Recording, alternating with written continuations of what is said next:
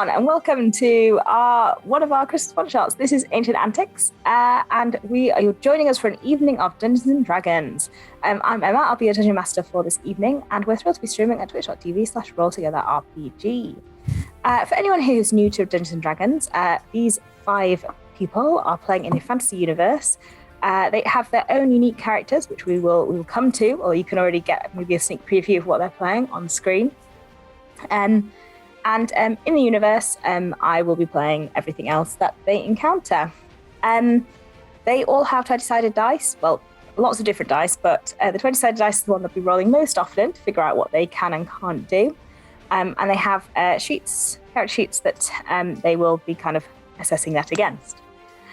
And while they're playing their characters, I'll be playing everything else. And we're starting off a new one-shot, so no pickles here. As far as we know, and we'll see what else we encounter. Sausages, probably sausages. It's a recurring theme. I'm gender fluid. I use the pronouns M, and I like to give our players a chance to introduce themselves. Maybe give a little bit about your character, just because it's a one shot. So we'll be diving pretty much straight in. So yeah, just a little bit about your character, their pronouns, yourself, your pronouns, and we'll go from there. I didn't really have an end to that sentence. We'll start with Sean. Work. All right. Hi, I'm Sean. My pronouns are he, him. You may know me from such streams as Flustered in the Feywild, Lonely House, which I DM'd, and probably other things as well.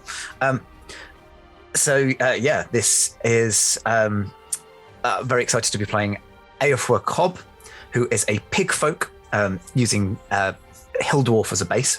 But Pigfolk Gloomstalker Ranger, which I'm very much looking forward to. This is also one of the highest level characters I've ever played, so I'm both bricking it and incredibly excited. But Gloomstalkers do some pretty nasty things, and Eowthwa's like a archer. Very very kind of well known for his archery skills, and is excited to be out adventuring with this weird lot.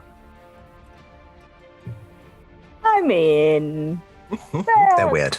Oh, well, they can refute that themselves. Tom. No, we're weird. Hello, I'm Tom. He, him. You may also know me from Flustered in the Feywild. I am playing Zelene, the Green Knight. She is a green tiefling. The youngest, probably, of the party.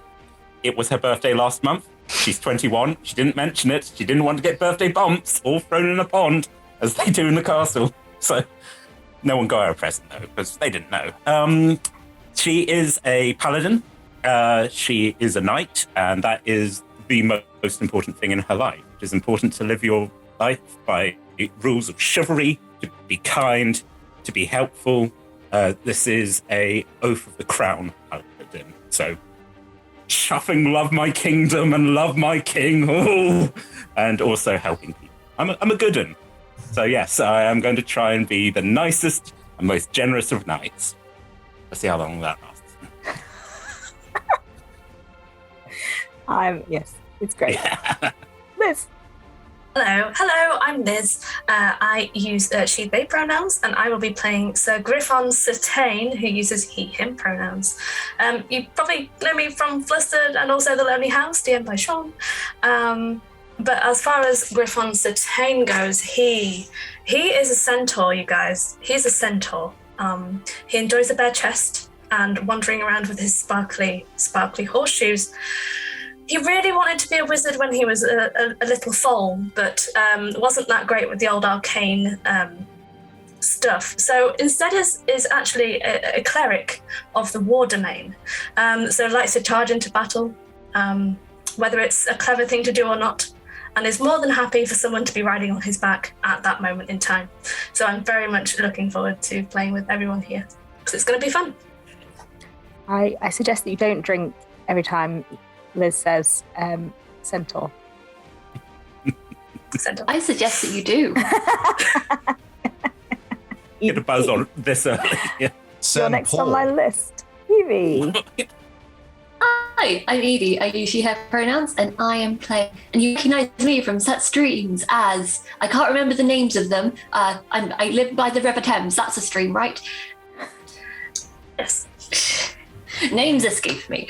And I will be playing Princess Tine Vandermeer, who is a princess, as you could probably tell by the name, Air Ganassi dragon bloodline sorcerer. So she's got lots of things going on. And yeah, she very much does not want to be a princess, but that doesn't stop her running around in 6-inch stiletto heels. We stand, Tine. David. Hello, yes, I am David Shears. You may remember me from such shows as Many and Various.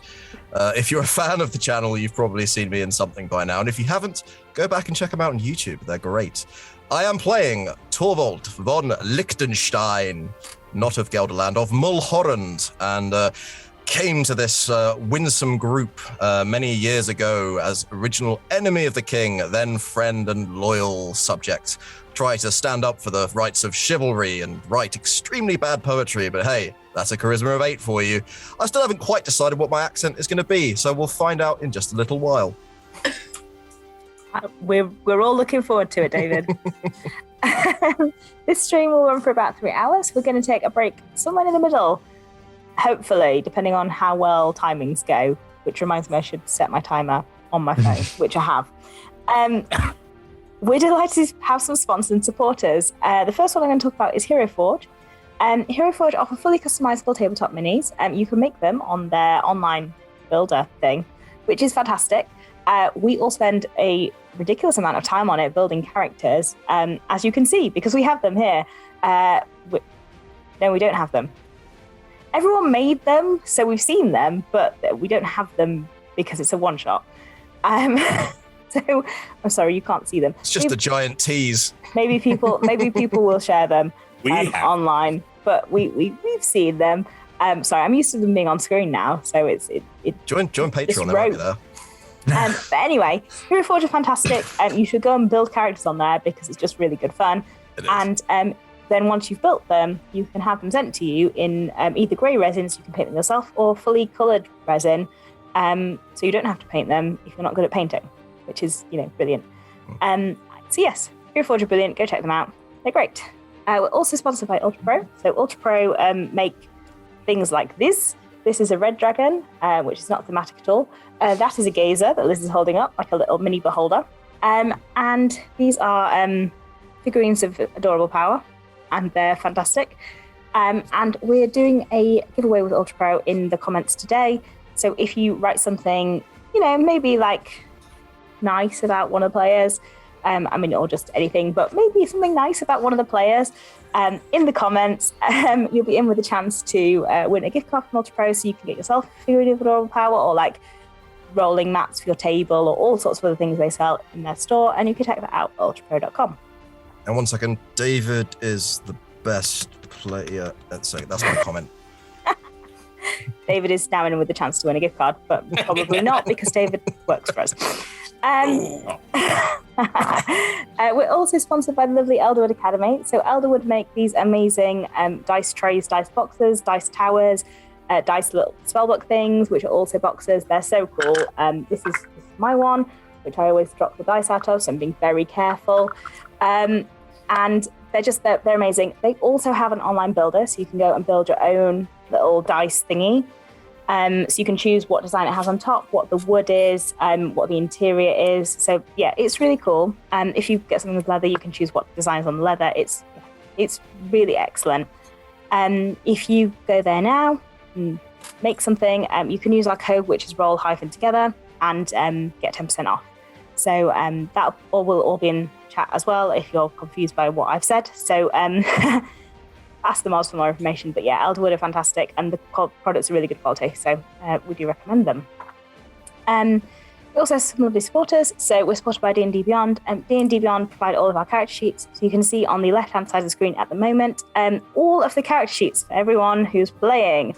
So yeah, you can see their abilities. They are level 10, so they've got a lot of abilities. Some of them have got huge amounts of feats and different things that interact with each other. I'm using their encounter builder for today, so the big heroic thing they're going to do, hopefully. As long as they don't all die, which would be tragic, but it might happen. Who knows? And D&D One are fantastic. They've just had Strixhaven come out, which is the colleges, new magic colleges, which is really cool. So yeah, you can find all that on D&D Beyond. It's very cool. Check it out. Also sponsored by Level Up Dice. Level Up Dice do these humongous pens and D20s with us. These are the Table Shakers range. They are very, very large. They are very noisy if you roll them on your table. So, maybe not if you live in flats, but otherwise they're great. I'm going to put them down now. Not for flats. All of their time on their website. Well, no. My table, it was shaking. We're also sponsored by 2 D&D video games, so Our Champions of Forgotten Realms and Warriors of Waterdeep. We are giving away things with both of those. Clearly, we are Team Warriors of Waterdeep today. We're giving away things with both of those games today, and you can find out more from that in chat, where the mods will tell you all about it. So go to chat, ask the mods, they will let you know. Oh, this is Team Isle Champions. There you go. Battle of the games. That seems like it was an error message. Yes. Heroic adventure. We were going there. Hooray for the Warriors of Waterdeep! Hurrah! If you play Warriors of Waterdeep, you may end up in PvP combat against our players as well. So that's another. There's always a possibility. There's always a chance. I apologise for any owning that may have been done on our behalf. Very It good. sounds sad, Sean. And we're all together RPG on all social media, so you can go and find us, interact with us, like us, follow us, find out what we're doing. A massive thank you to our D20 Club on Patreon, who support us in what we do. If you want to find out what we're doing a little bit in advance of everyone else, you can go and support us on Patreon. We share our art there first. We give summaries of what's been happening. So yeah, if you're interested in that, go find us on Patreon. And we are now, well, I say we're now. We've been in podcast for quite a while, but we are in podcast form. So if you don't like seeing us or you're on the go, you can now just listen to us. So we just search for us on Roll Together RPG on all podcast providers. If you can't find us, let us know. We'll try and get onto one that you use that we're not on. Yes. Finally, we play with a diverse group of players who play a diverse set of characters with wide-ranging sexual and gender identities. Our tables are trans-positive, and we encourage and champion trans and GNC players and characters in our games. GMO players may portray characters of different gender of their own. We do aim to avoid misgendering, acknowledge that it does happen, and we have a company policy in place for correcting people on pronouns. If we miss any misgendering, we're open to being corrected, so do let us know if you think we've missed one. So there's also !safety in chat if you want to find out more about the tools that we're using for safety in play. You probably won't see them because we do edit them out, but we're using pause cards throughout for a safe playing environment. And also, if you put !safety, you'll be able to get to our content warnings just in case there's anything that you're looking to avoid and want to know whether it be included in game. With that, let's get into the intro so you can see the amazing art that G did for the stream, and we will be back in a sec to kick off.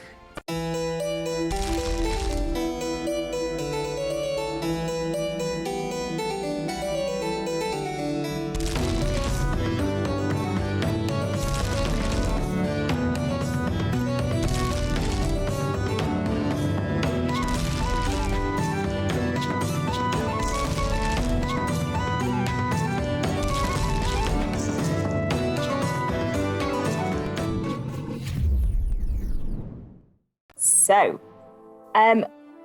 the party are all knight adjacent individuals who work with the King Tin of this land. We are about 2,000 years in the past. Most Roll Together streams are set in sort of modern day Faerun. We were 2,000 years ago. So it's very old-fashioned. The Sword Coast doesn't exist yet. I mean, the land exists, but the concept of the Sword Coast doesn't exist yet. You would consider yourself Northlanders, or the main city you would know of is Iluskan, and you'd consider yourself Iluskan. and your settlement, the place where you're from, is near there, but we're not defining exactly where. Somewhere in where the Sword Coast is, but these are all now just kind of like bits, parcels of land that are ruled by individual people, and you are currently in the kind of kingdom of King Tin, the father of Tine. He's not an imaginative namer. You've been working together for various lengths of time, which you've defined amongst yourselves. And you are defenders of the kingdom and people who look after threats and would go out and seek to end threats to the kingdom. And the threat that you're currently fighting or facing down is a white dragon, quite a large white dragon, who has been causing trouble up in the northern end of King Tin's kingdom. Some of you have history with this white dragon. You've encountered them in the past, or you've heard of them, or you just have general enmity against all dragons for various reasons. And you have been slowly making your way north, doing the thing along the way, helping random people in need. And you have now found yourself at the base of a large glacier, which you know is where this white dragon inhabits. In front of you, there is a large glacier. There is a sort of small, gravelly tunnel going in through the bottom that looks like pretty much the best entrance. You haven't necessarily heard or seen the dragon on your approach. Do you want to kind of describe to me how you would have approached and how you would be kind of approaching this small, gravelly tunnel entrance under a big glacier where you know a white dragon lives? I apologise for this in advance, but if we're all here on behalf of King Tin, would you say we formed an alliance? I mean, if you want to. Well, I thought that would get more of a reaction, but I think sure your chat's contribution to this pissing stream is done. themselves. Gonna make a Brummie accent just so I can say that over and over again. We'll cut that out, shall we? Because that went down like a bag of shit. I'm just thinking about I would say. I'm thinking about Tintin now. That went down like a tin balloon. And snowy. It's glacier. Yeah. Yeah. I'm often thinking about We'll say that again. I thought, honestly, I never know what people are going to laugh at. I've made some terrible fucking jokes that have had people in hysterics. That one I was like, that's on point. That's clever. That'll get a reaction. Nothing. Not even a pity smirk. I was pity smirking. I'm off now. Again, as a knight, I'm not allowed to insult people, so there you go. Pity laugh. I take your chivalrous pity in the manner in which it was intended. Now, I believe the DM asked how we got here, so let's move on, shall we? David's like, the important question was asked. Come on, we need to focus. Well, my character turned up having tried to make a joke that fell on its ass because he has a charisma of 8. So that was all in character. Yes, the character, David, the character. So did you end it with going? Method. Did you end in world going? If that's the way we're going, David, then my character's got an intelligence of 6. So this is the point at which he gets it.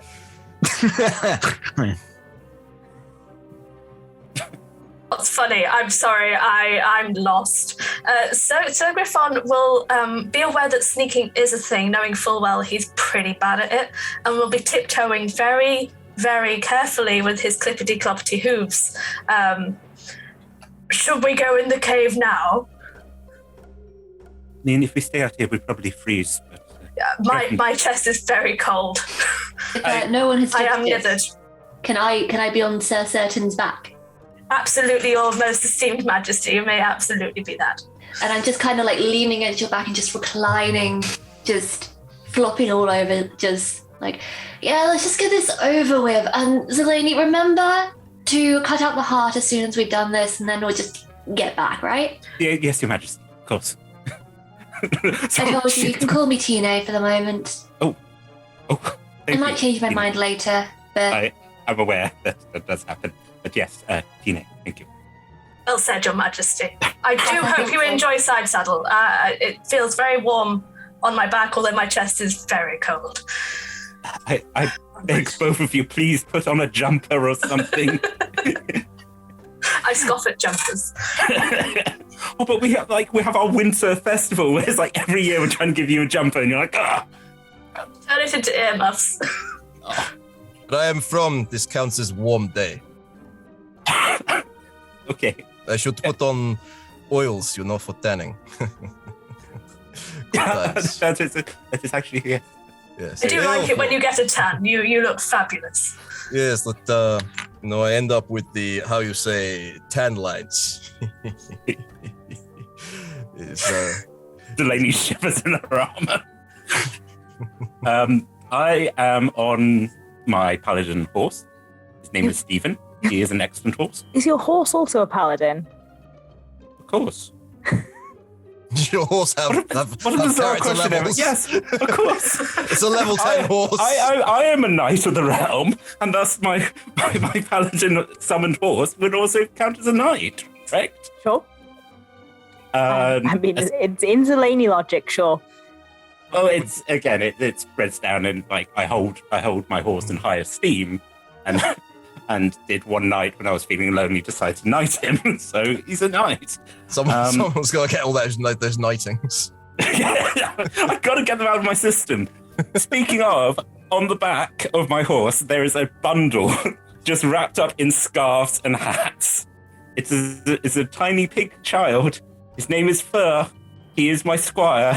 He's Aoife's son, and I am going to make him the best knight. Like Sir Griffin taught me how to be a knight, I shall teach this pig how to be honourable and true and to write decent poetry. That has been a big thing. Me and Fiwald sitting, and we are going to get this chivalry poetry. I don't remember what, like sonnets to trees, and love. I don't know.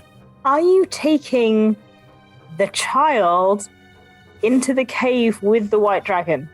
Why would you not take a squire into danger? It's important. It'll build characters, Zelani. Do it. Yeah. Do you have stats for the squire? Just commoner stats. He's got. I can hold something sharp. I can catapult them into the dragon. Hold on. Sorry, my god is talking to me. The kingdom is speaking to me. Hold on. There. It is very important for you to stay with Stephen and guard the camp. If anything goes wrong, you ride 2 days back that way and you go get the king. Oh no, the king will not come. Go get some more knights, okay? You understand? Yeah, sure. I understand. Good squire. I'm going to stay here with Stephen. And you want me to climb some trees? Yes. We have been working on our climbing skills, yes. Looking around this blasted fjord. It's like, there must be some... I just get off and get down to Stephen. I was like, I know you cannot climb trees. Please make sure that he does not crack his skull open. Please. His mother will be so angry with me and I cannot deal with that. There we do. Also his father would be upset as well. Well, you don't want to be getting on Wildersween's bad side, no, do we? No, we really don't. I hear she's ferocious. Terror crosses Lainey's face. Dismounting his horse and walking over, Torvald joins the group. Says, "It's good. This time of year you have pig in blanket. It's very cold and not used to it. Is there snow on the ground? And if so, how high is it on airfloor? I'm actually quite warm. Perhaps you have too many blankets. It's a lot of scarves, I'll be honest. Selene keeps putting them on me. You got them booties your mum knitted for you? Yeah, but I'm honestly, Dad, I'm too hot. Oh no, you don't want to take them off, no. This is the first sign of frostbite. You get hot and then you start taking your clothes off. This lady, you've put on 5 scarves. It's too many scarves. Also, Sir Griffin's jumper. He's not. That's where it went. Oh, I was wondering where that went. Why don't you get them to build a fort? I always used to do that with you, Zelani. Build a fort, get them to sit in it, and count as high as they can count. It's a good game.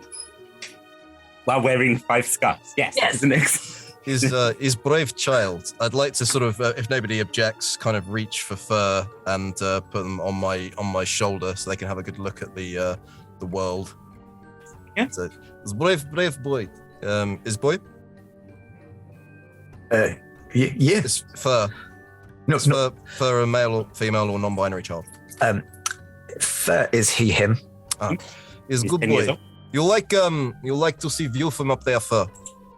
Yeah, I mean, it's not as tall as some of the trees that Selene made me climb, I'll be honest. Good character building. He's as tall as they get sometimes. It's good squire. I must have one of my own. And also my horse is not a knight. This is bad. Well, I've got 12 others. Well, perhaps later on we can talk and I will teach them the ways of the von Liechtensteins. Can I we need please Harold. stop doting on the annoying child and get to it? Absolutely, Yeah. my lady. Yes, princess. I sort of nod and then get Reckless and go, you are not annoying, you are a great squire. I am very lucky to have you in my life. If you need to take off one scarf, so be it. But please do not Immediately sheds like 3, pretending it's 1. No! Oh, you were trying to trick me! You are ingenious. I like you're a good squire. If you find tree, find tree. I've gone Russian. I've taken on the von Liechtenstein accent. We are a very pervasive people. Selene's very impressionable. I used to talk like this, and now I'm a little like this. Yes, you That's Yeah, fine. I'm just gonna- Trees, forts. Stephen and I will be absolutely fine out here. Insight check. on which one, Fur or Stephen? Stephen. Oh boy, that's a 9. Fur thinks they will be absolutely fine out here. Come on, Zelene, they'll be fine. Okay. I again just went down to Fur. I was like, no, I was training with Sir Griffin.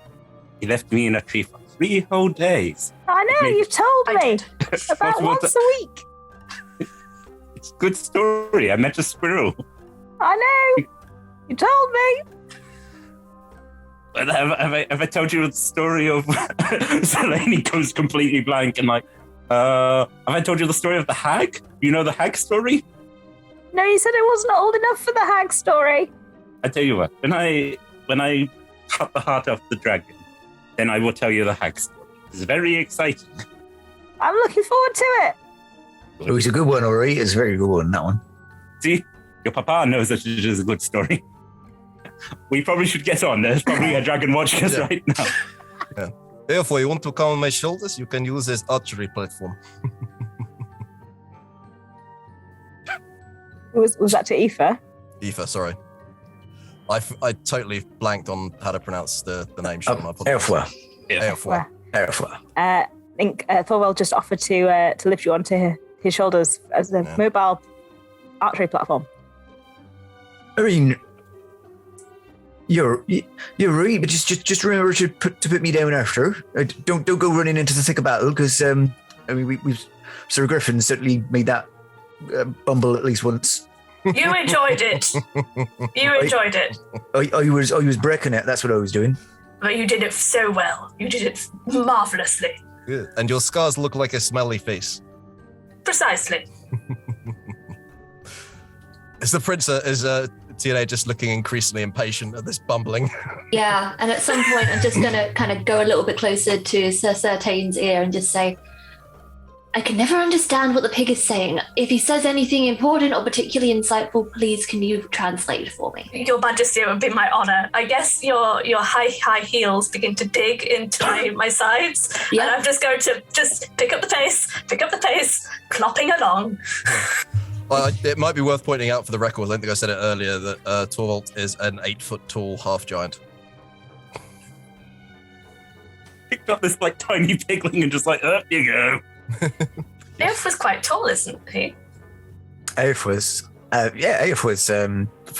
foot, I think I said. Well, a few times actually to find my height. No, I did not. Yes, I think about 5 foot. There's just a little mini fence built around my pauldron so you don't fall off. So, what is the marching order as you enter this cave? I think Sir Griffon Satane and Her Royal Majesty Tina would be first. The bravest, obviously. So Her Royal Majesty Tina. I'm just going upon her whim. Followed by. I'll be next. Therefore, if we're on his shoulders. I take up the. If it's dark, I'll be holding a torch. As you disappear into the entrance, then you just hear from behind you, "Good luck, Zeleny!" Stephen, make sure his head does not explode. Stephen's the best. Are you trying to be stealthy? Yes, I am. Trying. I also don't have dark vision, so we'll see what happens with that. Would you like to roll me a stealth check then? Those of you wearing plate mail, you're all at disadvantage. Oh, yeah. I am not, but technically I'm not even walking. Like, Torvald trying to be stealthy is just a complete joke. Yeah, it's a 7. It's a 3. The disadvantage is 4. It was 17. It was going so well, and then it was a 4. If you want to run from battle, go up to a dragon and headbutt. I mean, I rolled a 22, so probably something to do with the fact that I'm also not making footprints, foot noises. No foot noises. No foot noises. No foot noises. Well, my horseshoes light up with every step I take. There's like a little glow with every single shoe, so that makes sense. That And makes that's sense. why you're my noble steed. You're so welcome. Tom? That's a 3. I'm just clanking. And Evie? 4. 4. Okay. If you feel like you're doing a pretty good job, you're like controlling your breathing, making sure that you're being quiet, and you realize as you focus on your quietness, everyone else is just like clanks all over the place. You can hear swords chonking against armor. Even Tina, who should be pretty quiet, is just like huffing and sighing and making little like muttering noises about how incompetent everyone is on the back of Satane that she thinks she's not saying, but she's saying them out loud. I'm agreeing loudly as well with these comments. You know, You're quite right, my lady. Quite right.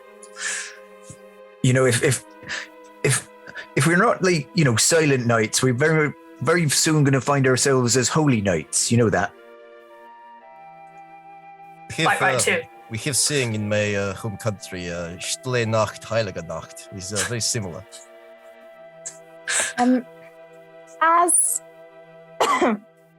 As you're walking through this tunnel, you come to an area where there is just an entire the cave is basically blocked off by chunks of ice that have formed to create basically a solid block of ice. It's not like a sheet of ice blocks the corridor, but it is like chunks of ice that have come together to form a blockage in the corridor. Don't suppose anyone Okay. brought. I've got this. No need to ask. It's fine. And I'd just like to from where I am, still on Sir Sertain's back, just do a little firebolt towards it. Please do. Yeah, that'll do it. Okay, that was a 28 to hit on that. Yeah, you hit the wall, the station Yay. wall. And then it is 2d10, so let's get those dice. Your Majesty, that was a Oh, God. fantastic fireball. Do we all 19 applaud? fire damage. Yes. Yes, so as your firebolt hits the wall, it melts away like the middle section, which it creates about like a 10-foot gap. So it's enough for you all to like squeeze through this melty portion of the ice. Well, shall we? And I will get my shield and hold it above Tina's head so that the ice doesn't melt onto her head as we proceed squeezing through the tunnel. You're welcome. Thank you. Upping down, basically doing lunges so that it's okay. As you move into the next space, which is, I'm sorry, I've got so many tabs open. It's this page. As you move into the next space, you realise that you're basically walking across a frozen river. Underneath you is slippy. You can still walk on it, but it's not solid ground. In the same way, like you're not walking on gravel anymore. And it looks like the path that you're about to take just follows the path of a frozen river going forward.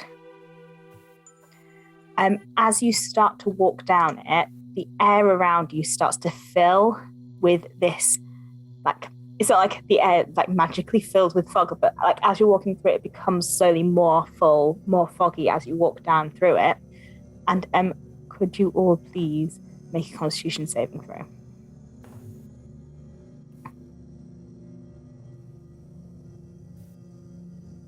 16. 6. Nat 20 for 22.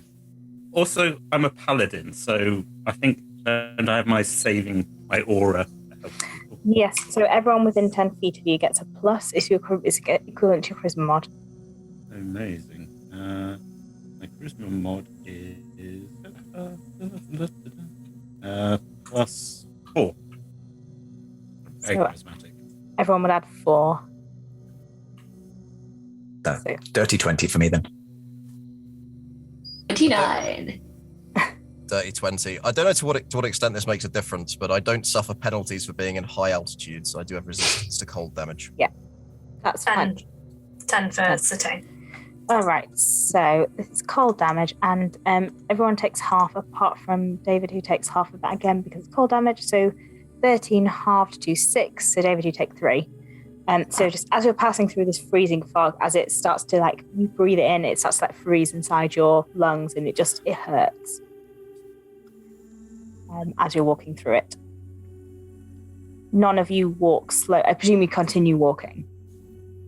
Yeah, none of you walk slower than. Are you walking or are you running? I think the pace would be picked up, especially considering we're on a lake, which is frozen to some point. I have 4 limbs. I wish to go as fast as we can. Sure. So as you're walking, you move out of the fog, and carry on. As you're walking through this space, what's everyone's passive perception? 19. 19? 20. 12. 11. Could Sean have advantage because he's at higher point? He's on the watchtower. I mean, I've got 20 passive anyway, so It's not bad. Anyone who's above a 17, you hear from above you creaking, ominous noises before the roof caves in, and I think we should roll initiative because you're not technically surprised. Those of you who heard it, you're not surprised. The rest of you, you'll kick in next turn. do we have enough time for a... Who was that? Not really, because it happens like What the? immediately. Those of you who have passive above, you'll get a turn. Those who won't, it'll kick in next round. Okay, do you want to roll your initiatives? And Mm-hmm. Oh, I have such a good initiative bonus. My rolls have been on fire today. I don't think I've got above 2 digits. So I did 3 nat 1s in a row. Oh, you did? Oh, yeah. Gosh. oh,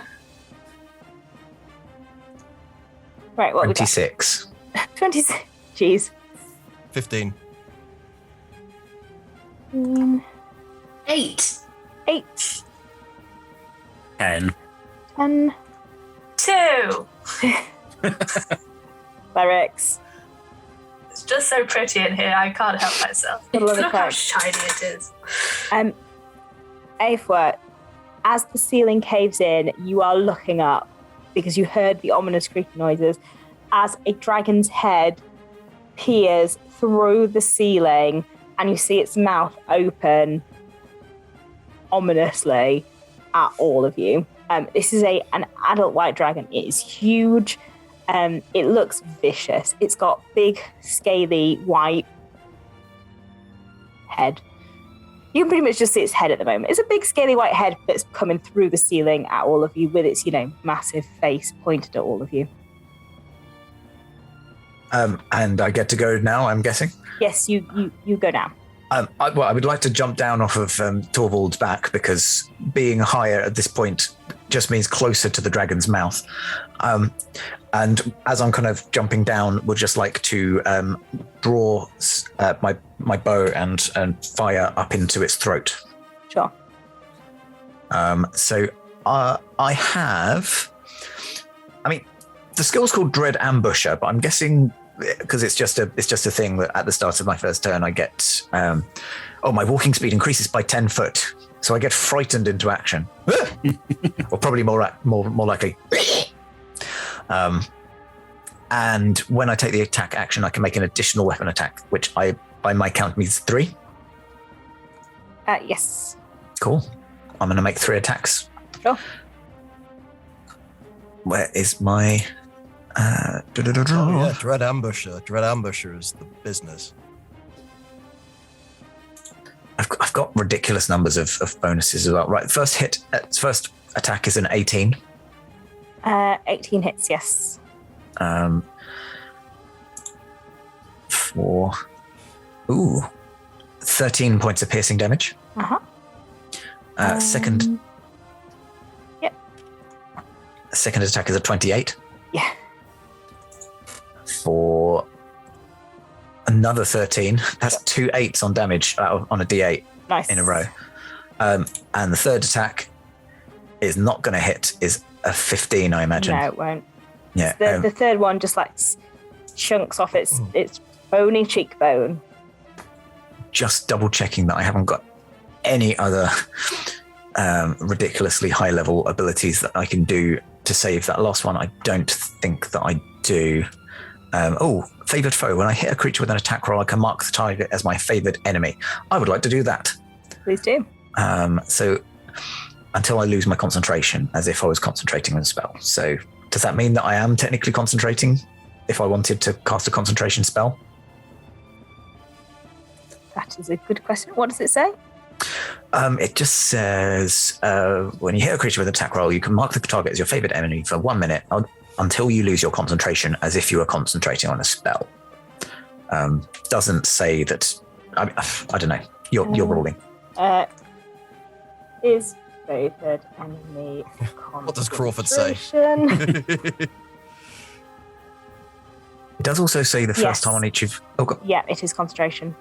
Okay, that's fine. As it says, the first time on each of my turns that I hit the favored enemy and deal damage, including when you mark it, you can increase that damage by 1d6. Yeah. Can I? Fantastic. So that was two hits. I'm going to roll 2d6 for an additional. Is it every hit or is it once per turn? You're right. It is the first time, so I will re-roll those. I thought it was the first time. It's a question. Is it every hit or is it once per turn? No. The first time on each of your turns, you hit the favored enemy and deal damage to it, including when you mark it, you can increase it by 1d6. So it's only one. Now, I feel like I should probably take what I rolled on the 2 dice because it was a 5, and when I rolled a single d6, it was a 6. And seeing as it was my mistake, take the 5. Cool. So yeah, you knock 3 arrows and two hit and 1 glances off it, but you feel like it was quite a big first round. And I'd like to get 40 feet out of dodge as well. Sure. And you run away from the party 40 feet. As you run away, the dragon inhales a large breath and then blows it all back out at all of you in a 60-foot cone, which I believe will hit all of you. So glad that I didn't get surprised. Which is a Constitution saving throw. So can you all please make me a Constitution saving throw? What's that? +4, yeah. 10. 18. 21. 2. We get the +4 as well. 5, 9 I'm sure that saves. Yeah, you get the +4. You wouldn't get the +4, Sean. You ran away. I ran away. Okay, well, I got an 18 anyway. And 22 with the +4. 22. Anything below 19 fails. You take full damage, which is 62. Halved to me. It is cold damage, so yes, half of that. Yeah. What's half that? 31. Yes. Sweet. As it blows it all at you, yes. If you failed, you are now encased in ice. Which you feel like you are kind of like a little frozen statue currently. You cannot move. Who is currently encased in ice? Is my That's the reference? And anything under 19, yeah? Yeah. Yeah. Is that you as well, David? Yeah, I guess technically. You failed the save. Yeah. Yes, you're encased in a little Yeah, because ice resistance only affects damage, capsule. doesn't it? Yeah. And as it does that, it's going to beat its wings and fly away. If I succeeded, do I take half damage?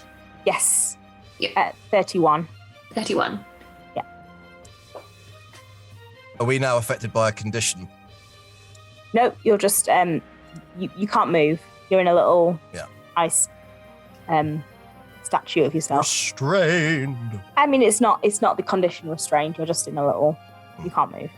Yes, it's going to retract its head from the little hole that it made and fly away. You're not entirely sure where. We are, for all effects, out of initiative unless anyone's going to fly out of the hole. For the moment. Blames to all of the ice restraints. Yeah, you can just carefully, I guess, melt them. I'm going to try and flex my pecs just so the ice smashes. Yeah, if you take an action, you can bash it. Bash and melt all the way.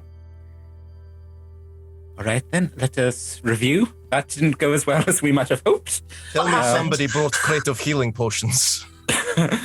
I mean, I sort of put my hand up and it sort of glows a little bit. It's I can try, but no. I can't believe we are so unprepared for this adventure. We have had so many. Anybody else rethinking the barrel of healing potions? Not this time. I'm rethinking my life choices, certainly. What exactly does that mean? You're not planning to run away, are you? No. I just think that my life up to this point has been pretty damn good. Now I just buggered it up, now. Pre-dragon, post-dragon. Be brave, for we are knights of the realm, and we will shank this bitch of a dragon. Okay? Hands I feel in. Inspired. I am also inspired. I mean, I am still waiting on my knighthood, but okay. Oh, my God, has no one knighted you? Yeah, it's on the left. Okay. Ava, on your knees.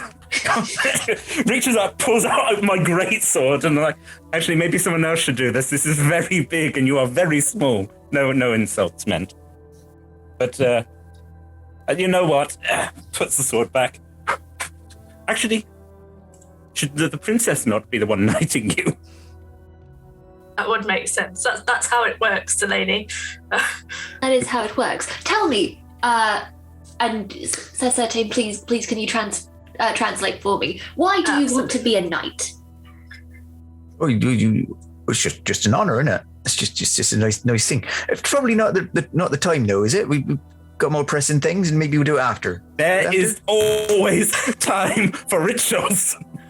My lady, Eofor would like to be a knight, but is concerned somewhat about the time, whether this is the correct moment in which for that to happen. I myself would gladly be knighted again if it weren't for me having 5 HP, and I'm going to begin to just 5th level cast Prayer of Healing so that we all get back. This is at 5th level. Come on, dice, be nice to me. Be nice. 30 HP back to everybody. So when you said this is not the time. 10 minutes to cast Prayer of Healing. 10 minutes, yeah. Okay. But then we've got 10 minutes to do some ritual. I'm just going to go, arise, whatever your name is. Okay, we're done. Oh, right. Order of White Dragon has begun. He's As you're casting Prayer of Healing, the ceiling starts to rain ice.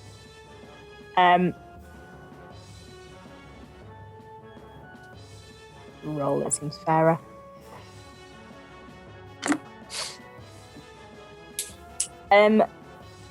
Sir Griffin, Aoife, and Selene. I need to roll. God damn it. A lot of rolls. Sir Griffin, would a 22 hit you? Yes, it would. And Aoife, would a 20 hit you? Yep. And Selene, would a 24 hit you? Yep. You take... Is this before or after the Prayer of Healing has completed? During! Nice, lovely. Stand there for 10 minutes. So Griffin, you take 7 points of damage as ice rains on your head. Can I get down, Mr. President, this ice? No, it falls too quickly. Aoife, you take 11 points. And Zelena, you take 7 points. Sir Griffon goes unconscious mid-step. No, he doesn't. Because as a paladin, I can take damage for other people. So that's what I do. As it happens, I get down, Mr. President, the ice, and I take the damage for my mentor. So how much did you take, Liz? 10. 10. 7. No, you, 7. 7. No, you didn't. I use my... I'm within 5 feet. I take the damage for you. See, this is why I bring you along, Zelena. Tiefling shield. You realise that you're not maybe in the safest of spaces to cast this. Maybe you should make this safe space or do something. I could do this thing where we get like this little pocket where we could go instead. Would that be a good place to Oh yeah. Stop. We are very hurt. You have you have, I have rope trick. Rope trick as a gloomstalker, yeah. Yeah.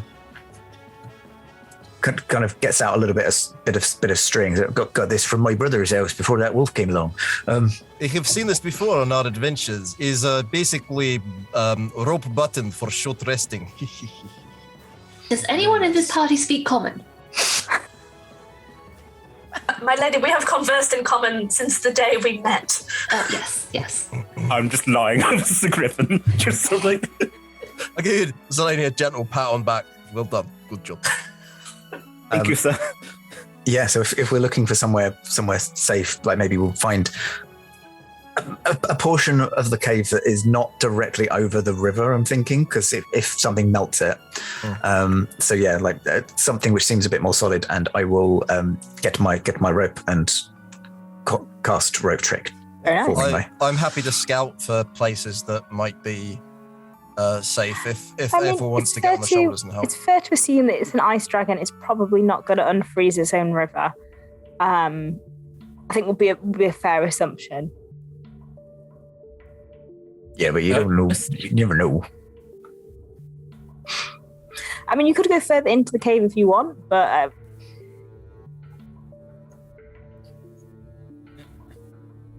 or back to the entrance. Just leave. This seems like hard work. Let's go home. Come on, Fur. We changed our minds. Okay, but sometimes we have to learn about tactical retreats. Yeah. Hey, for I real. just gave you an inspiring speech. As your princess, we should go further in. Oh, you Who's with me? The princess. You heard the princess. All right, I'll cast this later then. Therefore, you are gifted. Oh, so we're proceeding without having done any healing. Okay. Therefore, you are a gifted ranger used to surviving in many situations. Can you? I don't know. I don't like where this is going. Can you ascertain where is probably safest place, and also guide us over this river so we don't fall into freezing water? I mean, I'll be fine. I can fly, but is everyone else I am concerned about? Yeah, I guess this is the point at which the ranger scouts ahead. Kind of, I really don't like my lot, you know. Are you rolling a stealth check? Stealth. Yes, sorry. I will do this. That is a 26. Okay. And also, I would like to use one of my Deft Explorer tireless actions to regain 1d8 plus 2 temp hit points. Sure. So you feel like you're being very quiet, and as you leave the clunky party behind, you're like, okay, no, fine, this is fine. This is my sphere. I can do this. Like, cling to the walls. You go around a corner, and there is, once you get a bit round the river, there is a rocky beach to the side. There is a very strong wind in this part of the cave, almost like a little whirlwind. It doesn't seem to be hurting you, but just you can feel like it's cold and it's windy. You can hear occasionally from further in dragon noises, but it doesn't seem to be interacting with you. But you can definitely, as opposed to before where you couldn't really hear it, now you can definitely hear that it's there. Occasionally you hear like little roarings or little mutterings. Mutterings as in it sounds like a conversation? Yeah, almost like someone talking to themselves, kind of like what you hear from Tina quite often, like little mutterings. And occasionally when the wind is quite strong, you hear almost like the wind whistling through the corridors is kind of musical, and little bangings of things against the wall, but almost in a musical fashion.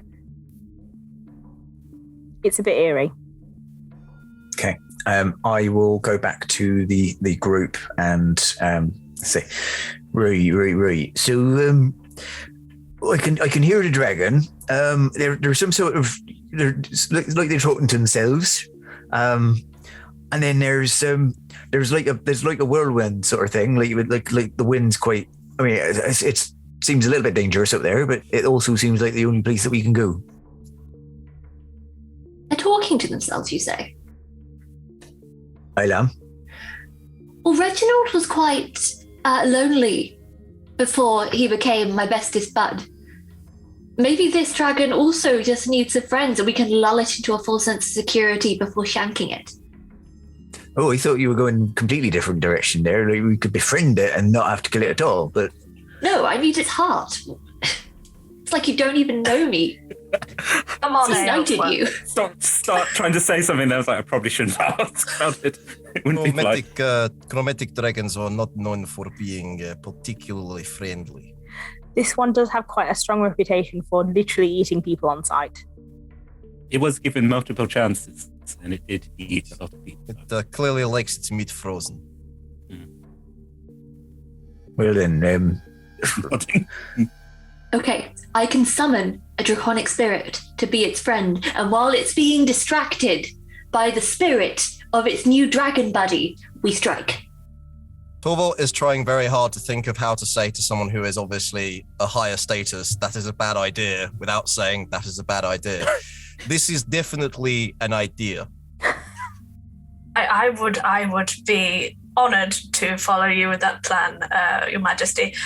I would be more honoured if we were all fighting fit, because I believe we would stand a greater chance. Although, I'm quite happy with my 5 HP. I'm sure I'll be able to take anything. It's a little bit of blood just starts to dribble from the side of my mouth. Do you want some healing now?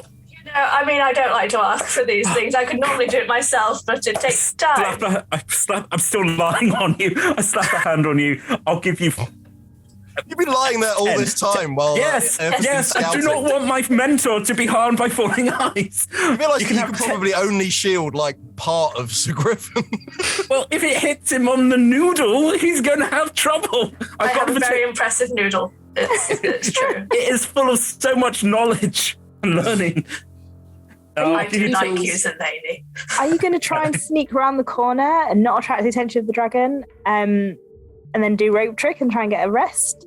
I mean, sneaking, it's not, we can't do it. Are you going to try and run around and rope trick and get up before the dragon? Yes, this. Airfront, is it possible you also have some spell to help us pass without trace? It's funny you should say that. No. I mean, you could one thing I can't do. You could just rope trick here. There's no reason you need to go somewhere else. Yeah. The river is completely frozen. As long as our princess agrees, but otherwise we have to follow. Fine. If we are dead, we cannot serve you. Although I would be honoured to die for you.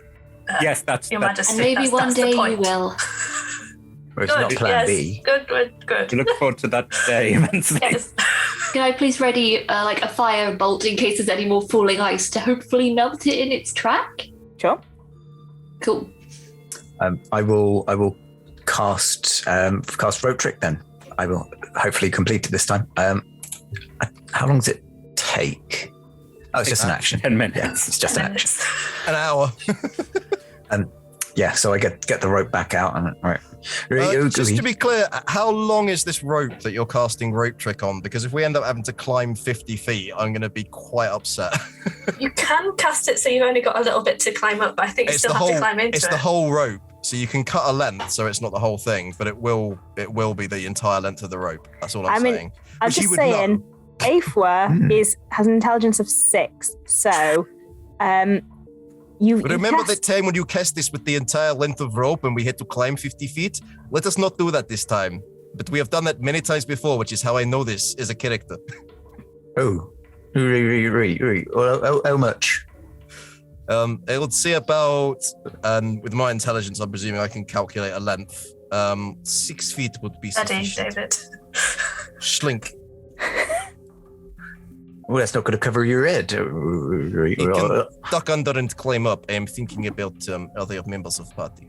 All right, well, I'll hold it about head height, and then it's right.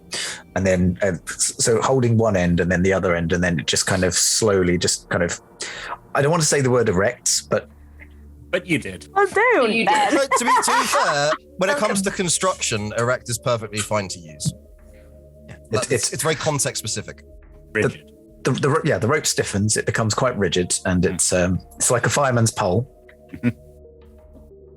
upon which we can grasp and climb into. Fireman. Merry Christmas, everyone. It's like elemental. Good. How far do we have to climb? I was going to say, 6 Griffin, feet. can you climb Okay. rope? We can certainly try, I'm sure. You've got a lot of upper body strength. What I'm imagining is that it's entirely from upper body strength that you are hulking yourself up this rope. I'm happy to cast levitate to get you up. No, I'd rather pass you up first, Your Majesty, so that you're able to... Yeah, Tall could probably either give you a leg up or pull you up. I mean, I'm open to anything, so to speak. So let's go. Do I need to roll anything? Athletics? Yes. Can I help? Athletics. Do you want help, Liz? Sure, let's go for it. I will roll with advantage. I will take that leg up and get a 19. I'm in. I'm in. Thank you, Thorvald. Just the centaur body wiggling as you. The legs kicking. Yeah. Yep. Oh, you're right. That was much easier than the 50 foot last time. Once So I'm attempt glad is we did never rope. forgotten. We did do rope training back at the castle, where we all had to climb up the wall. It was a long day. Just for reference, the extra dimensional space kind of looks like the loft of a barn, and there's lots of bales of hay that people can rest in. It's smashing up here. I'm going to kneel down on my little horse knees and, with my hulky half body, kind of reach down for anyone else who's climbing up to help them as well. Who's going in next? Tina? I'm going in. No decision, just No decision. And I'm doing it entirely with help. And my heels are still on, hanging on by a thread. Yeah. So are you not climbing at all? You're just being lifted? Yep, I'm not doing a thing. I think in that case, you're not rolling. Who's lifting Tina in?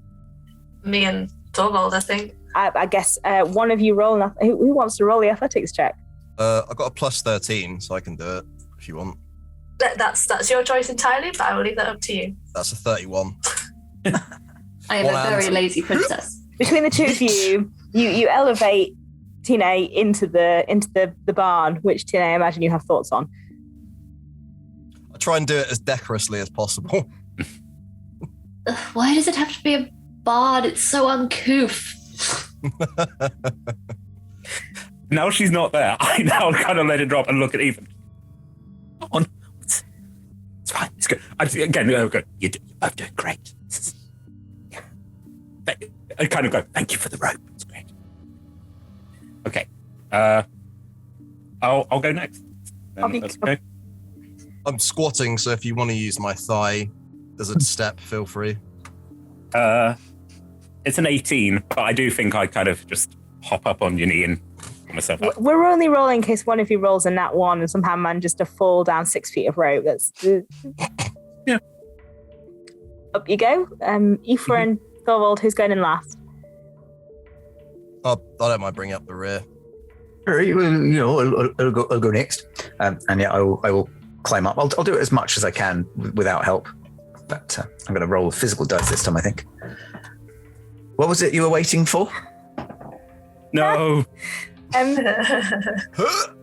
You, for some reason, maybe because you've got trotters for feet, you just you're not getting a lot of purchase on the rope. And it's icy and it's cold, and you're like, it's only 6 feet. Why is it so hard? And you realize that it's been a few minutes and you're still standing there. I will take you onto my shoulder and then just crouch, just sort of crouch in so I'm under the hole, and then just stand up. So you've got your 2 feet above the surface now. You can just get off. I step off. Oh, you're here. Oh, hello. Cheers, Torvald. Cheers. Oh, no problem. And I'll just sort of lift myself out, which I presume is pretty easy. Yeah, I'm it's already fine. 2 feet above it, and we'll pull the rope up afterwards, so that we're just sort of there. And it's like, you remember this wastes enough time for us to take account of ourselves and maybe just rest up and heal, because we are not looking too good right now. No offense meant.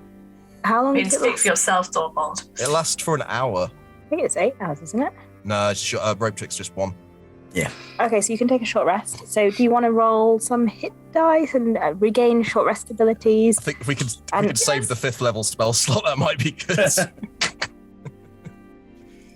Amazing. I mean, if the griffin needs healing, I don't mind whacking a 3rd level cure wounds. I have those myself. It's fine. Let's see how much I can rest up.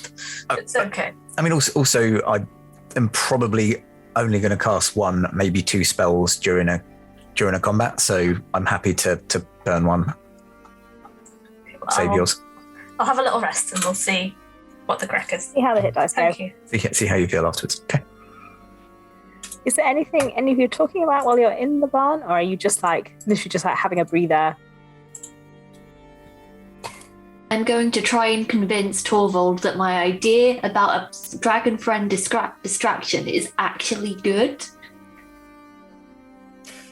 I will not directly object, but I will just be telling tales of my own experiences with dragons in such a way as to be like, so when I remember when this friend went up to this dragon and the dragon ate him.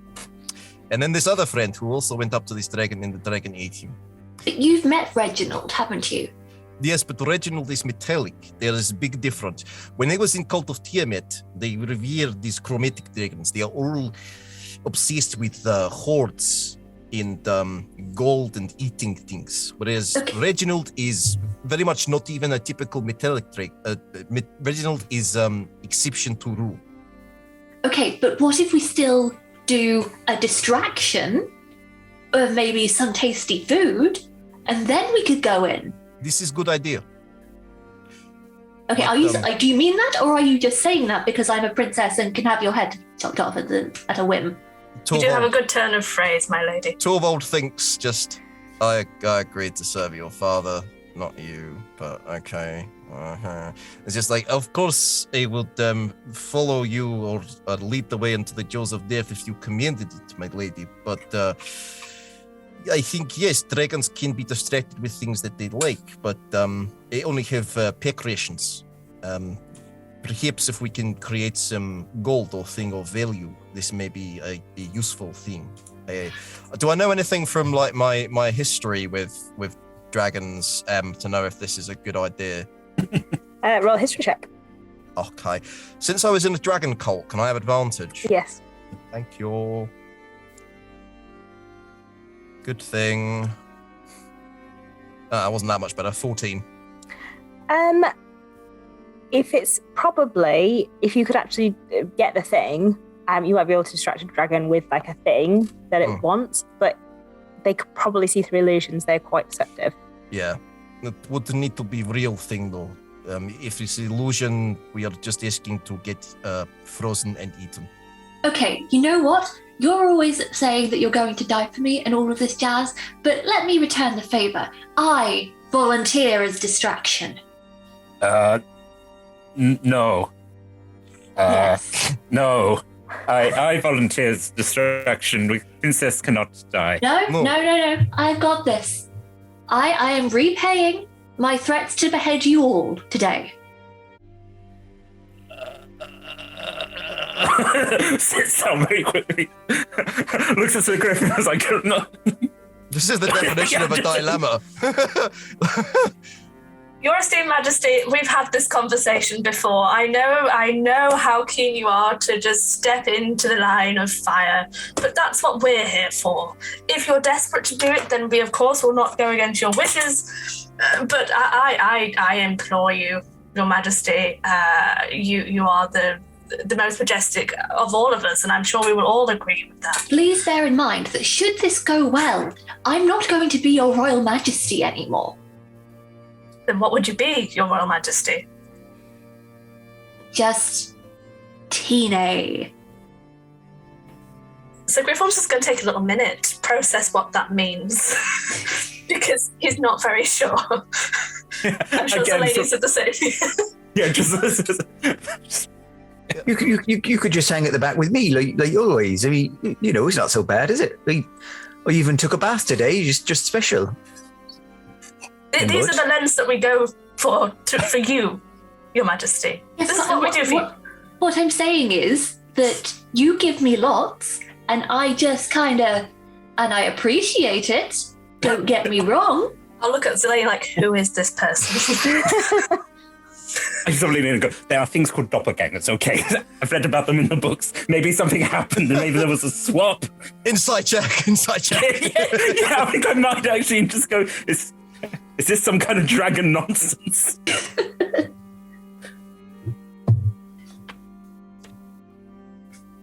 23. As far as you're aware, Tine is Tine. But Tine's not Tine. Literally 10 minutes ago, she was ready to chop our heads off. Okay. I never said I was going to chop your heads off. I said I could order it if I wanted to.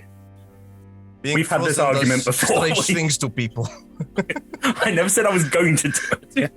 I strongly advise you do not, but I understand that you must. My lady, I would insist that perhaps you would go with some backup just in case. Well, I wouldn't just be walking in and being like, I'm going to take you one-handed. That Like, was the you guys impression would- that I got, but okay. No, you guys would come in like from the rear, and while I'm being all hasty, as I am known to be, you guys can strike. Well, I do like striking. That sounds like a jolly good plan to me. Torval is subliminally composing the inevitable letter to the king, trying to explain what Requiem. happened. He's thinking maybe he'll just be in exile. I'm also wondering what other kingdoms require knights. I might just flee across the border. He'll do his best, but this does seem like Thanatos of the highest order. There's a bit of a death wish going on. But well, anyone have alternative plan? Just in case this one we decide is not the best. Not that you are not tasty, Your Royal Majesty, I am sure. Okay, so this is only plan. Have an intelligence of -1. That's all I'm going to say. -2 for me. The sound of dial-up. That's all you can hear. All right. So you've decided that this is your plan. Sorcerer first. Sorcerer at the front. In front of all the armored people. it. We've been told that's our plan. I love it. I love it. It's great. Okay. Dragons do love princesses. But you have more HP than me, so it's perfect. How are you all doing HP wise? Well, Oh, it took a few of the old hit D, but we're okay. I'm less than half. No, just over half. But Have you used hit D? yeah, I burned 5. Just roll them all, Sean. What are you saving them for? Yeah, we may not get another chance to short rest, Sean. And also, All right. if we are going to short rest, we need you to cast the spell. You're very important to the group. As I said, I've also got healing in my hands, so I can. Yeah. You feel Also have Revivify. But Would you say that that's not you gonna be a problem. heal it in your fingers, you heal it in your toes? I'm trying to think of a pun for love, but it is all around us. Also, Christmas is all around us. That's what I've heard. That is the rumor on the winds. Okay, so Princess, you distract, then we kill and chop out heart. Is that just to get it down on paper? That's what we're doing. And then you will no longer be a princess, you will be fully a knight. Is that what we're working towards? Can Yes. we just maybe expand on this slightly so I understand? Why is it heart you need? so basically, my father, Tin, the esteemed king and whatnot, has said if I bring back the dragon's heart, I will be released from my royal duties, which are incredibly boring, by the way, and I can just go on adventures with you guys all the time. Torvald is now considering the morality of saying, well, we got the heart, but then she just decided to go off an adventure on her own, and took the heart with her. Oh, yes, I understand. This is is expanding on mindset. Your Majesty, you won't believe it. Another dragon stole her. So she's gone. We need to go get her.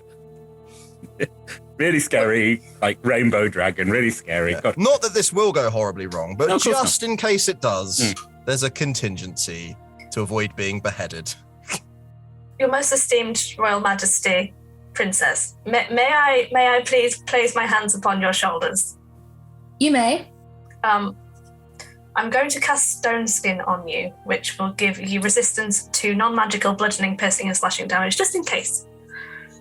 So your skin might start to feel a little rough. Don't worry, you still look divine. And I'll cast that on you, and that stays on for an hour. Would you be casting that presumably at the end of our short rest? Yeah. When we're ready to leave. Mm-hmm. Any other preparatory spells? Long Strider, just before we go. Which, for those that don't know who are watching, gives me an extra 10 feet of movement and is not a concentration spell. Anything else before you just hop out of the hole? Did I get the sense that the dragon is literally like round the corner? It's literally round the corner. It's literally round the corner. I'm just. Just prepping Featherfall in case Airfoy has more trouble with the rope. I will cast Magical Weapon at 3rd level. I want to do it on my hooves, but I'm going to do it on my melee weapon. Yeah. If we know that it's literally there. Oh, no, I can't. No, I won't do that. It's literally there. No, I'll cast it just before we go around the corner to where it is because it only lasts for a minute. Sure. So who's jumping out the hole first? I would just like to say before we go, please, can someone check if there's something outside that? Because I've heard stories about people being attacked when they leave a safe space and terrible things happening. Can we please just check? Who would do that, Tom? Who would do that Who would to kill you? so many beautiful boys? You can see through the window because there's like is it 3x9 or something, Sean? Yeah, there's like a little. I haven't got the spell up anymore. Hang on. 3 foot by 5 foot window centered on the rope. So That's a fair blizzard out there, you might say. Looks cold. Hope everyone got their scarves. I mean, Selene, surely you gave all yours to Fair. I got given one before. we all have cold weather gear, apart from those of us that go around bare-chested. I mean, I presume I'm hairy enough that it basically counts as a jumper. I beg you to wear a jumper, please. Well, we know where Sir Satane's jumper is. It's outside. Fair's got it. Yeah. Just looking at all of his tattoos, Torvald's like, is tradition to show the enemy your full stories of your accomplishments before you slay them. Is must be done. This one is bare. See how chest hair make it look like fur. Oh. Oh, Tilt. it looks majestic. Yes, it was done by Manisi. Very good. I think given how stealthy I know everyone is, I'd quite like to go first just so that I can emerge quietly before everyone else emerges not quietly. Yeah, and if we're going to do Warcraft in a blizzard, I want you to go first. Sure. As you emerge, can you make me a Constitution saving throw as you jump out? Well, not so good that time. You're not too far away from me, so +4. Okay. That makes it an 11. You can't see because of the blinding snow. Kind of poke my head out and then come back, and I've just got like the full bushy eyebrows and like a little snow hairdo. It's cold. Right. Once more into the breach, I will descend the rope. You can't see because of the blinding snow. Who's going next? I'm the distraction. I will go next. All right. Make a con saving throw as you jump out the hole. Oh, yeah. That is 21. You can see through the Excellent. snow. I spin round. Right, okay, both of you, we need to fix that at some point. Conversation for later, but yes, maybe she got kidnapped and we're... Oh, stud it. Jump through the hole. Make a Please saving move. throw.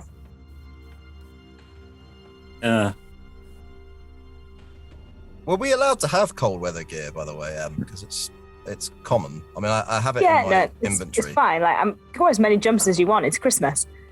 Yay. 6. 6. You're blinded by the snow. Of course I am. Liz, whoever's going next. Yes, I sorry. duck and roll that. Just sort of get out of the way. Well, in which case I will don my festive woolly hat with the bobble on, which I fashioned from one of those ghastly jumpers, and I will descend through the hole, making a Constitution saving throw. Rudeness beyond reckoning. Oh, flipping Nora. That is 5 + 4, which is 9. You can't see. I can't There's a lot of see. snow. There is a lot of snow. Are we still downstairs? Yeah, you're all out apart from Torvald, Okay. who's not out yet. But there's a lot of this is like a swirling blizzard, and apart from Tina, everyone else is like really struggling to see.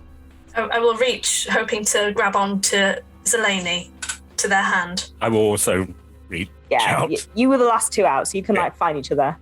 We're Torvald, just hugging in the blizzard. Torvald's just making sure that his cold weather clothing is on, which consists of a bear skin cloak. But these were cloak-shaped bears, so honestly, it was just kinder to dispatch them. This saving throw isn't against an effect of extreme cold, is it? It's just No. a bog standard muck throw. We get Tom's bonus. Oh, so that's 20. you can also see, so you can see everyone there.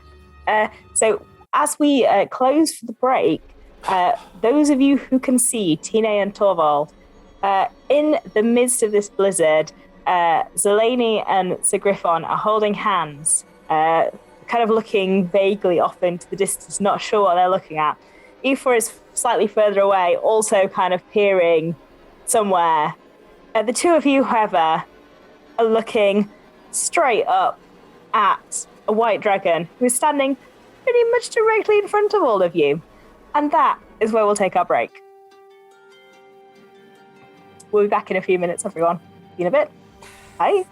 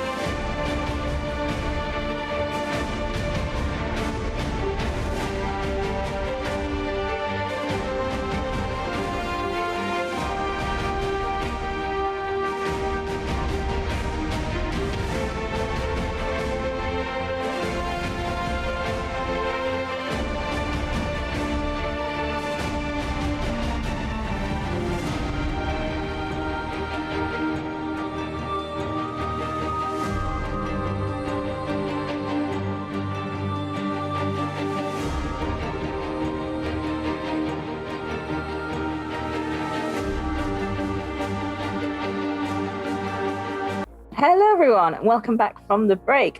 As we ended, you were all, well, those of you who could see knew that you were face to face with a white dragon. Some of you were not aware of that fact just yet. I think it feels appropriate to roll initiative.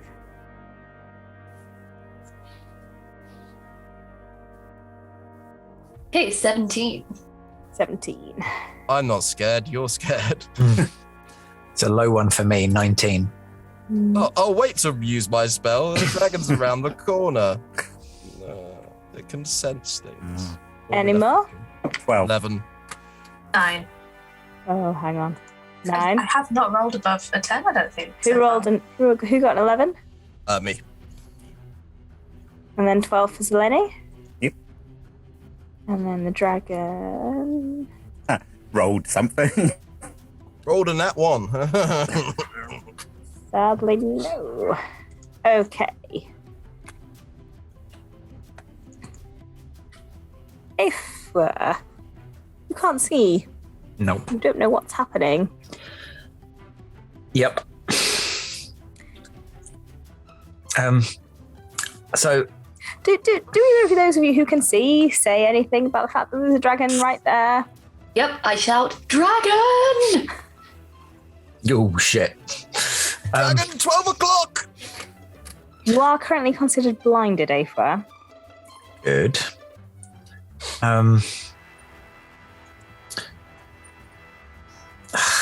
See, I'm looking at primeval awareness, but it doesn't tell me the location, so that's not going to help me. Okay, I think then it's just going to have to be a. I don't want to lose my my dread ambusher, so I'll just be a kind of. It very much seems to be characterized as a panicked. Oh shit! Boom. But yeah, I'm gonna. 3 shots into where you think the dragon is. Yeah, I will. It's quite large. Just roll with disadvantage. It's fine. Yeah. You'll be all right. I prepare to jump on Sir Griffin again. I'm prepared to sacrifice my attack to provide help. Is there a way to do advantage? Yes, there is. Disadvantage even. Yes. Yes, right click. Yes. D&D Beyond. I never knew that. I've always just rolled twice. There you go. I've learned something. I think that did that just roll? No, it just rolled flat. I thought I'd clicked it, but I did not. So it's either going to be a 23 or it's going to be a 22. 20, yeah, that hits. So even panic firing, you do manage to knock it and get it in its kind of bulk. And those of you that can see this, I mean, you don't know that Efwa can't see, but it seems like it doesn't seem like someone where Efwa would necessarily fire an arrow. So maybe something's not quite right. So I'm gonna use my favored foe. Yes. To do this because I'm guessing by the sound of the thunk, I knew I got it. So it sounds like flesh, and none of your allies cried out. So probably wasn't one of them. I feel like they would have let you know. That's 10 points plus my d6 of 2. I think I'm actually going to use my piercer feat to re-roll that 2. Yeah. So 2. 12 in total. And then, second attack. I think, you actually have to right click and then click roll rather than click away, which is what I did. Second hit is in 19. 19 also hits, yeah. Now that you know where you're aiming for, you're like, I'm just going to hold the bow in the same place and just keep firing arrows there. So that time the damage is 7. 7. And final attack, again with disadvantage. 24. Yeah, you're in the rhythm of this. You're like, I know where it is. Got it. Just gonna hold my bow steady and just keep knocking arrows and firing them in a straight line at where I know the dragon is. And that is a 9. 9 points damage. Yeah. I would then Really like solid to, hits into the dragon who roars in anger, and the two of you can see like picks up the leg that's been hit and like moves it out of the way. A little bit too late. And then as a bonus action, I would like to use my Nature's Veil to become invisible and get out of dodge. So I know where I've been firing. I just want to go in the other direction. Sure. I mean, roll me a D100, Sean. Yeah, fair.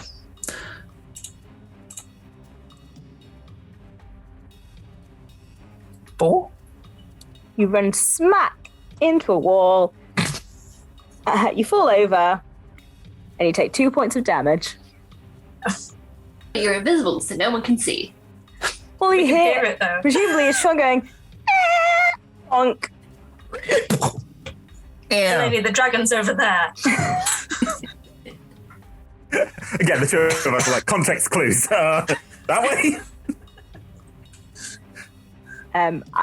Is that the end of your turn as you Action, bonus action, and running into a wall. That's me done. You sit on your little pig behind. Just propped up against the wall? Tina. Cool. So it's like the full dragon in front of us, right? Yeah, whole ass dragon. Okay, and the storm is just coming from the sky? Yep. Okay. I am going to... And how far away is its head, would you say? I would say probably like 10 feet from you. Like, Okay. It's quite a big creature, so its head is quite far off the ground, but it's also very close to you, so its head is quite close. Its body is quite close to you, but its head is high, so it's ominously close to you. Its teeth, you can see its teeth. Okay. I'm going to do something stupid. Please do. I love stupid Majesty, things. no. Come on, princess.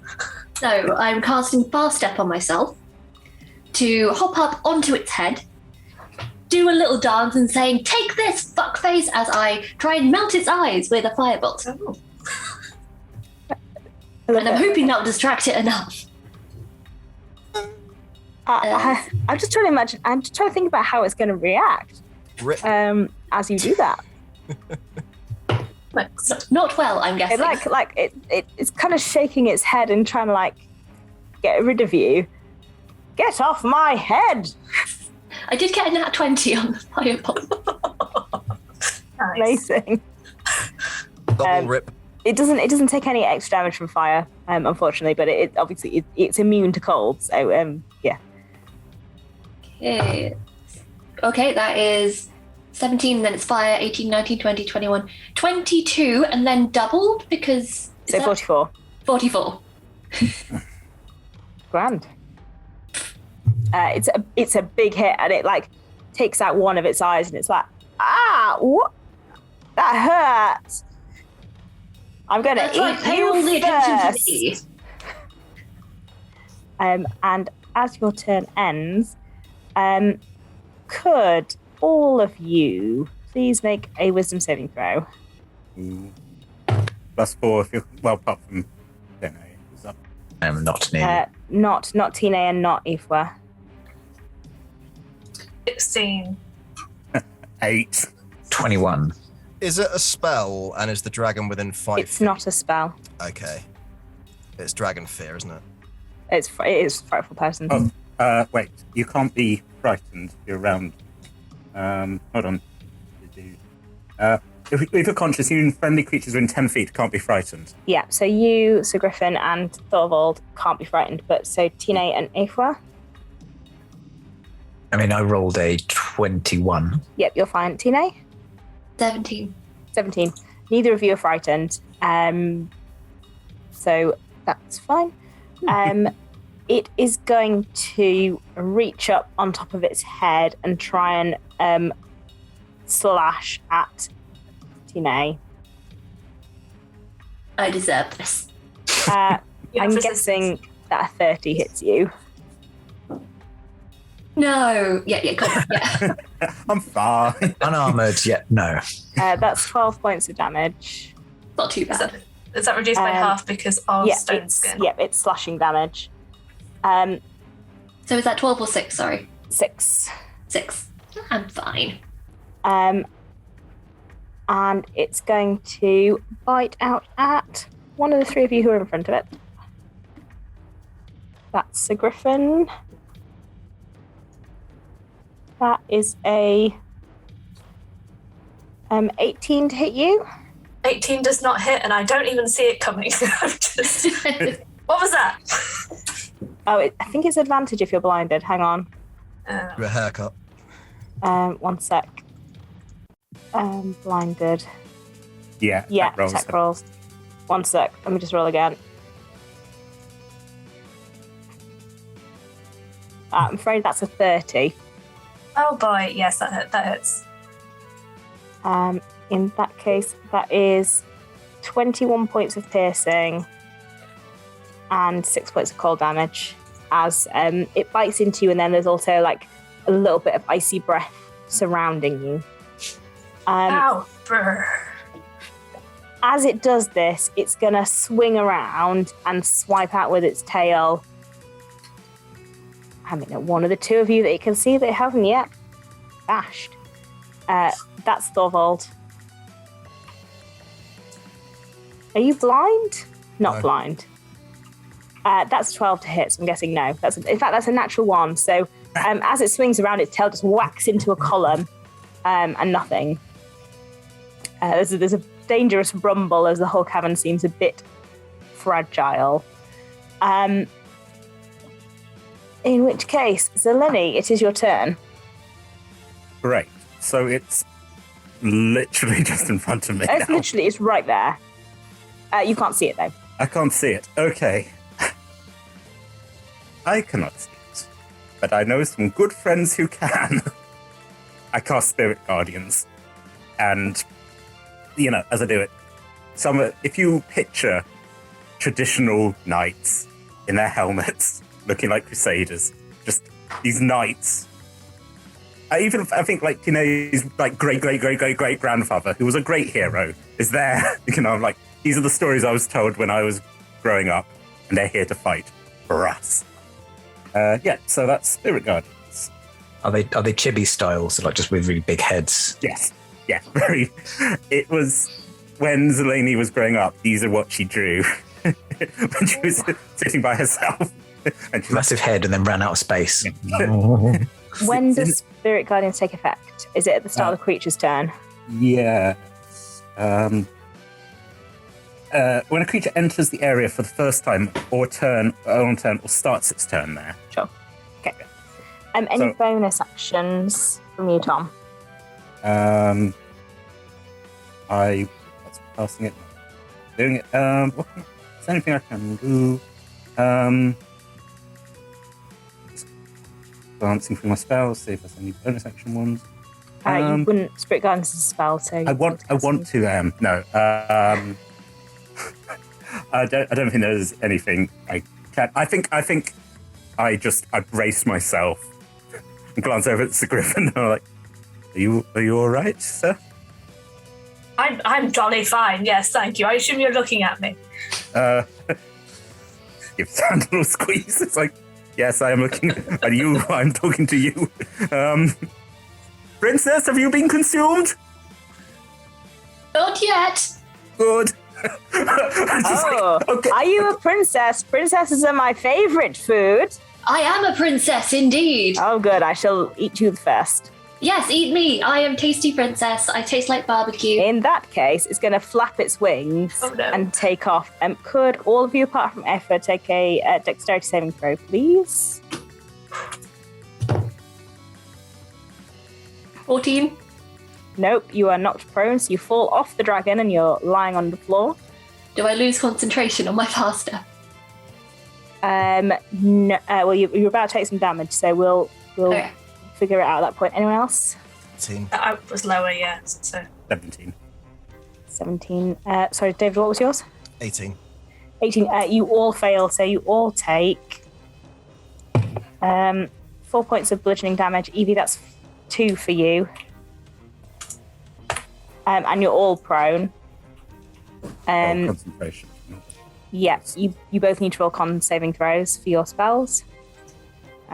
You'll need to roll let's do 10. that for Stone Skin. Stone Skin is still up. 10.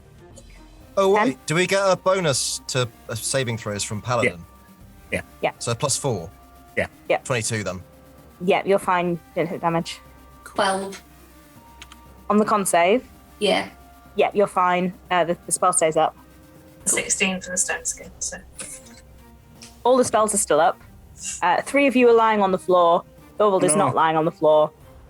This is the current save first.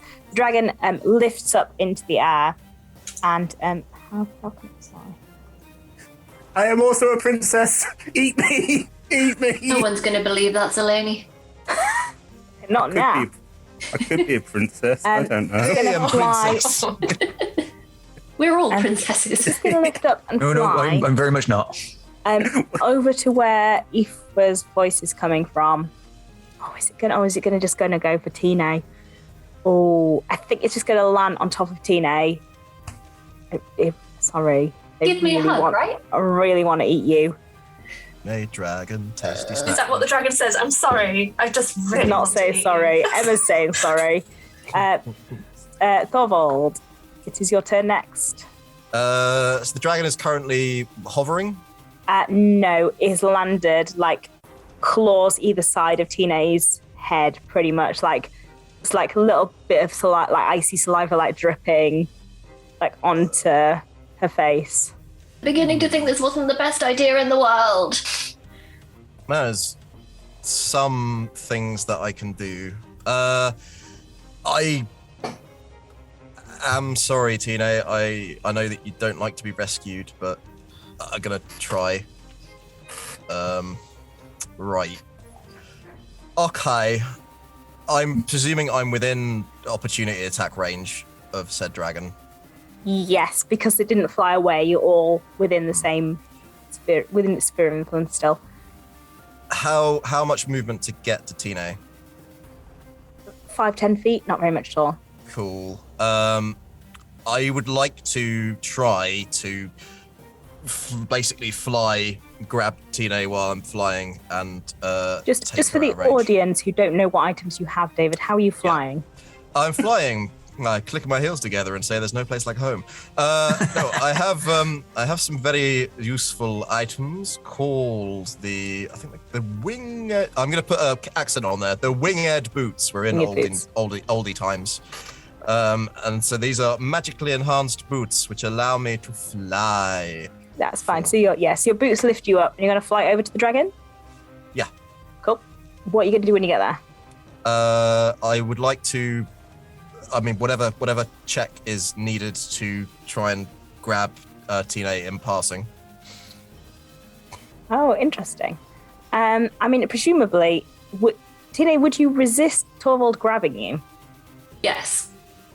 Then it's a contested grapple. So dexterity, acrobatics or athletics for you, Tine, and athletics, I presume, for you, Torvald. Well, it has to be athletics for you, Torvald. I got 12. 25. Yep. Tine, like, struggles, but you do grab her. Are you flying away? Well, what I'm going to do first is I have 2 attacks. I've used one of them to grapple Tine. I'm going to punch this thing as I fly past. Please punch the dragon. Why not? Forgive me, because there's a lot of mechanics that goes into this. We're trying to work out how it works. So this will be unarmed. Technically, if I punch I'm not holding a weapon, so technically this will be the 2-handed punch. Technically, it would be a one-handed punch because one hand is holding Tine. Okay, then it's slightly less, but it's still the same attack roll. It's a 27. Yeah, 27 hits. Awesome. This thingy does something. My tattoos do something cool. I think they give you extra damage. Is that Yeah. D6? And count as magical damage for the purpose of overcoming immunity and resistance. +1 bonus to attack and damage rolls. Awesome. Let us roll the damage, which is significant. That's 9. Great. So you punch the dragon, which it looks like the dragon like takes a lot of damage from the punch. It's similar to the impact of the arrow hits. So yeah, it's quite a weighty punch into this dragon. And then you're going to move away from the dragon. I'm going to use my bonus action to disengage because I have rogue stuff. And then use the remainder of my movement, which will be either 30 or 35 feet, to basically fly away. Cool. And because Tina, this is forced movement for you because you are grappled currently. You don't take any attacks of opportunity either. The dragon kind of roars in discontent at this. I should point out if I'm dragging you rather than you coming willingly, that'll be half movement, so it'll only be 15 feet. I'm just shouting, I have it under control! Are you going unwillingly? I'm sorry, maybe yes. Yeah, so you go 15 feet away. So you're... This is not good plan. I've got it. All right, next turn I'm throwing you at it. At the end of your turn, the dragon is going to swing out with its tail in frustration, one of the two people who remained within reach. So that is Sir Griffin and Zeleny. I'm afraid that's Zeleny. You are still blind, so that is with advantage. Tail just smacks me across the face. That is a 27. Yep. That is 10 points of damage to you as the tail whacks out at you. Do you want to make another con saving throw? That's a 9. Oh. Goodbye, my night. Oh no. Sorry, Tom. This is the problem with paladins. It's all concentration spells. Just smite, Tom. Just smite. I can't. Yeah. I can't see though. Sir Griffin, it is your turn. You are unfortunately still blinded, but the dragon is prone. Present. You are currently prone. You can stand up. Yes, I'm going to do that really ungainly things that horses do when they kind of stand up. So you're drinking then, sorry. So yeah, in the snow's going all around me, and I will stand up using half my movement. And I'm going to, how far away, 10 foot did you say the creature was from me? It's pretty much right next to you because you're right next to Zeleny and it's just swung out at Zeleny with the tail. You heard an impact. It's right in. It hit me with its tail. It's literally in front of us. Wandering around like this. Cool. In that case, I will use my warhammer to strike it once. I will see if that hits. There's more. So to hit, I will roll. Let's see what that comes up with. That would be 18 to hit. 18 just hits, yes. Just hits. Okay, we'll do that damage first. It's just bludgeoning. So that is 9 points of warhammer damage. Do you get an extra D8 on that because of your... Yeah, so I was going to use the War Priest, which allows me to roll another attack as well. Okay, cool. So I'll do Sorry, that Liz, now. I've forgotten how much damage that was. That was 9 points of damage on the Warhammer initially. Next attack is 27 to hit. Yeah, is that with disadvantage? No. Shall I do those both again? Sorry. Well, those both hit, so one of those definitely would have hit. Let's roll the other one. The other one it would be a 26 on the other roll. Yep. And I'll do another roll, which would be 19 on the other roll. Yeah, so definitely both would have hit. Cool. And then I will Divine Smite, which I will just find on here. 1 second. Bear with, caller. Divine Strike. Once on each of your turns when you hit a creature with a weapon attack, you can cause the attack to deal an extra 1d8 damage. So that's what you were talking about. So I'll roll 2d8 because I've hit it twice. So it's once on each of your turns. Oh, I see. I thought when you hit a creature with an attack. Oh, once on your turn. Yeah. Those pesky words. Right, let's roll that dice. And that is 4. Yeah. 4 extra points of damage. Did you do your second Warhammer damage? I did. It was 2 9s and a 4. I don't think I did the second 9. There we go. Grand. The dragon is not looking good. Like you, those of you who can see it, it looks like you are like taking health off it. Its scales are like sloughing off it where people are hitting it. It doesn't look happy. about this, but it does look very laser focused on Tina, and quite hungry. So, there's anything else from you? No, I'm just going to shout wildly, absolutely nothing in this cave, and just hit erratically. Cool. On initiative count 20, we've had the blinding sleet. Let's have something new. Sure, let's do it, Emma. Roman. A calming sleet. No fire sleet. Where did you fly to, Thorvald? Did you fly slightly away from everyone else? Or did you fly like straight back into a clump? It would have been looking for safety, so kind of like. But in all honesty, I can't imagine the mechanics of flying straight towards the dragon and then sort of backpedaling. I don't think that would have made sense. So I think it would have been slightly straight on. diagonal. Yeah. Oh, straight past. Or yeah, off to the diagonal side. So basically trying to swoop round. So given that you're not in a clump together, what happens is that a wall of ice, similar to the one you've seen previously that was like chunks of ice, rises out of the floor in between you. It's 30 feet high and 30 feet long and 1 foot thick. And it is now blocking Tina and Thorvald from view from the three of you who remain on the other side of it. And the dragon is kind of at one end of it, so you can see both of you. But you are now split by this wall. Does the edge of it come up to the wall that I ran into, or? Yes, so you're on the side of it that is roll. The dragon can't see you, so roll a d6. D6. I shall do this. 6. So you're on the side with Tina and Thorvald. Interesting. It kind of comes up where you are, and you're like pushed to one side as it appears. You don't take any damage from that though. Completing this.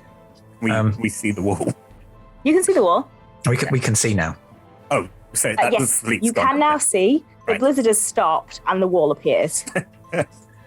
It's very very mechanical, almost like clockwork, almost as if we're working to initiative counts. Aoife, you can see the dragon at the other end of this wall. You can see Tina, you can see Thorvald flying. Tina doesn't look happy about it and is protesting. So the plan would have worked. Back. I imagine you kind of got me by the scruff and I'm just like a cat that doesn't want to be there. Standard. Right. Same old. I think I'm very much a kind of one-trick pony when it comes to combat. I've been reviewing my spells. Actually, you know what? Now I can see it. I'm going to treat myself. I'm going to use one. I'm going to use Conjure Barrage, which is level 3, takes an action. I fire a piece of non-magical ammunition into the air, creates a cone of identical weapons that shoot forward and then disappear. Each creature in a 60-foot cone must succeed on a dexterity saving throw. Can I aim a 60-foot cone to hit dragon and not friend? Sure, you can aim it like down the end of this wall. Down the end of the wall. Okie dokie. In that case, I will need a dexterity saving throw from the dragon, which is probably actually a pretty good save for it. That is a 16. Yeah, it beats my save DC. It's still half as much damage on a successful save, so that is 3d8 halved.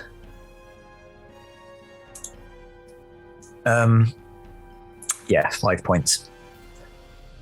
5? All right. Would have done better if I just fired at it. Oh well. I know for next time. Yeah, your arrows shoot out and arc into the dragon, and it kind of shakes them off as they enter into it. Anything else from any bonus actions? Yeah, I'm going to go invisible again. But I'm going to run towards Tina and Torvald. I'm going to regroup. Okay. Whilst invisible. I mean, I can see you. So we don't know you're there. Yeah. You could see little footprints, maybe. Yeah. Oh, just now. I'm definitely looking behind me for footprints. Yeah, that's the priority. Yeah. That seems like the thing to do. There's a pig coming. Tina, Yes. Where in relation to the dragon is the wall? the dragon is at the end of the wall. So if the wall didn't end, it would split the dragon in half. Okay.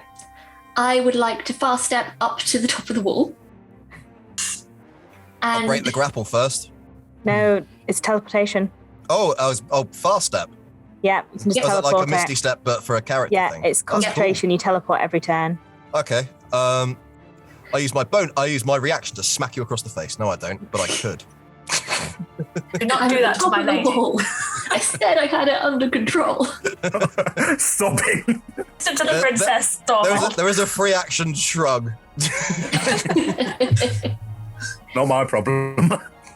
And from tried. on top of the wall, I would like to, in a line that gets the wall and the dragon, I'd like to class Agonizar's Scorcher at 4th level.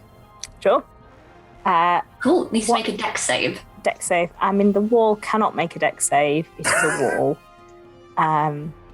It just can't. The dragon rolls a 15.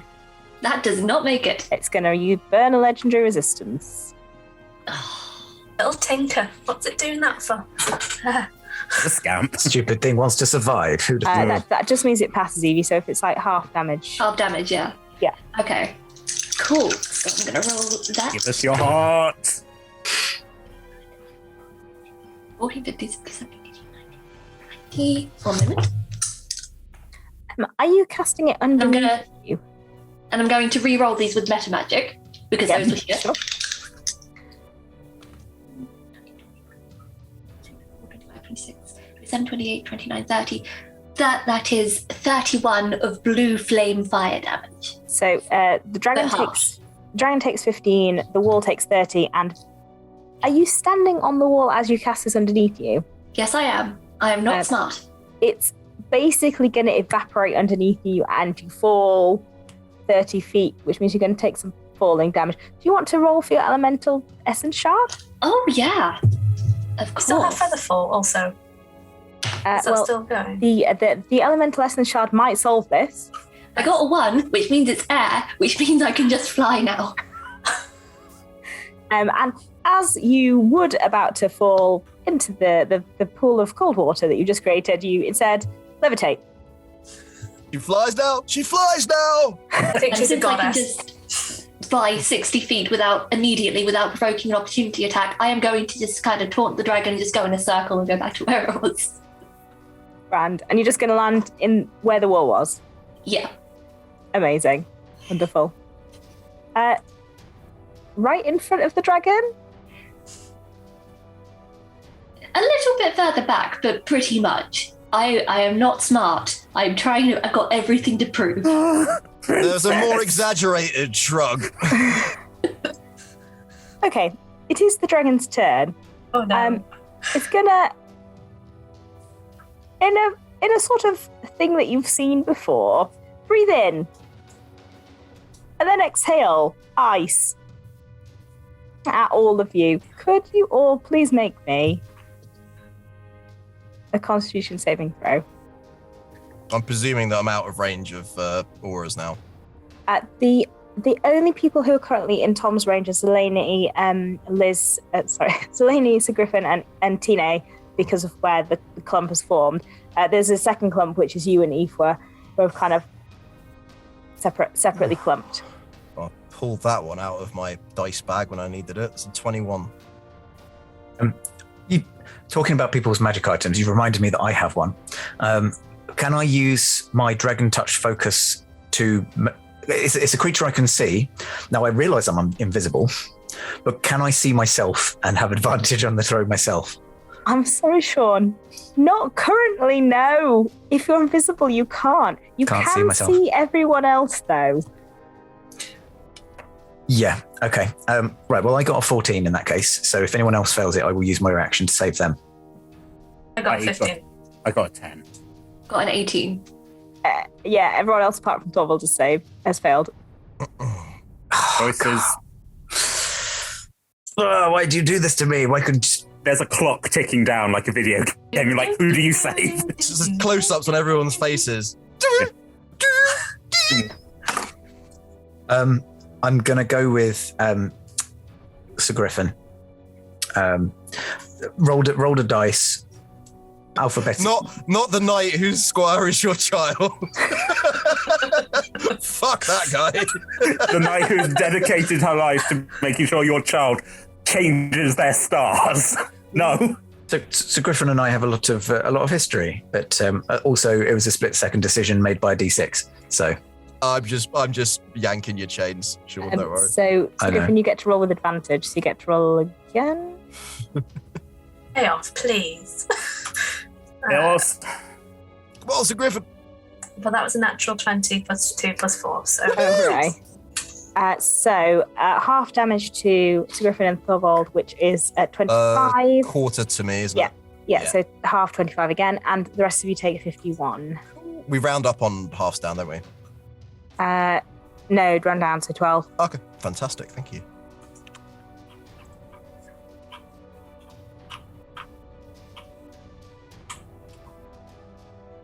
Ilch.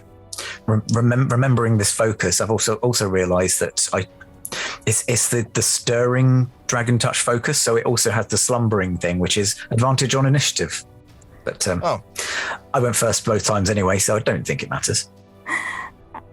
You'll remember it from now on. You have an insane plus to initiative as well, don't you, as a Gloomstalker? +7. Yeah, that's not bad. Pretty good. Zeleny, it is your turn. You can see. I have had enough of the dragon. Again, reaching up, pulling out this beautiful greatsword. It's dragony. I think we've all had an incident with a dragon. In the Legend of Houses, Reginald. The aforementioned Yes. Reginald. Reginald. Again, sort of, it's golden. What's Zeleny? I said Zeleny is missing a horn. A trade happened for a sword. Right, okay. I get up from being prone. And take a swing. I'm annoyed. I'm use my great weapon master, so I'll take the -5 to my first attack. That is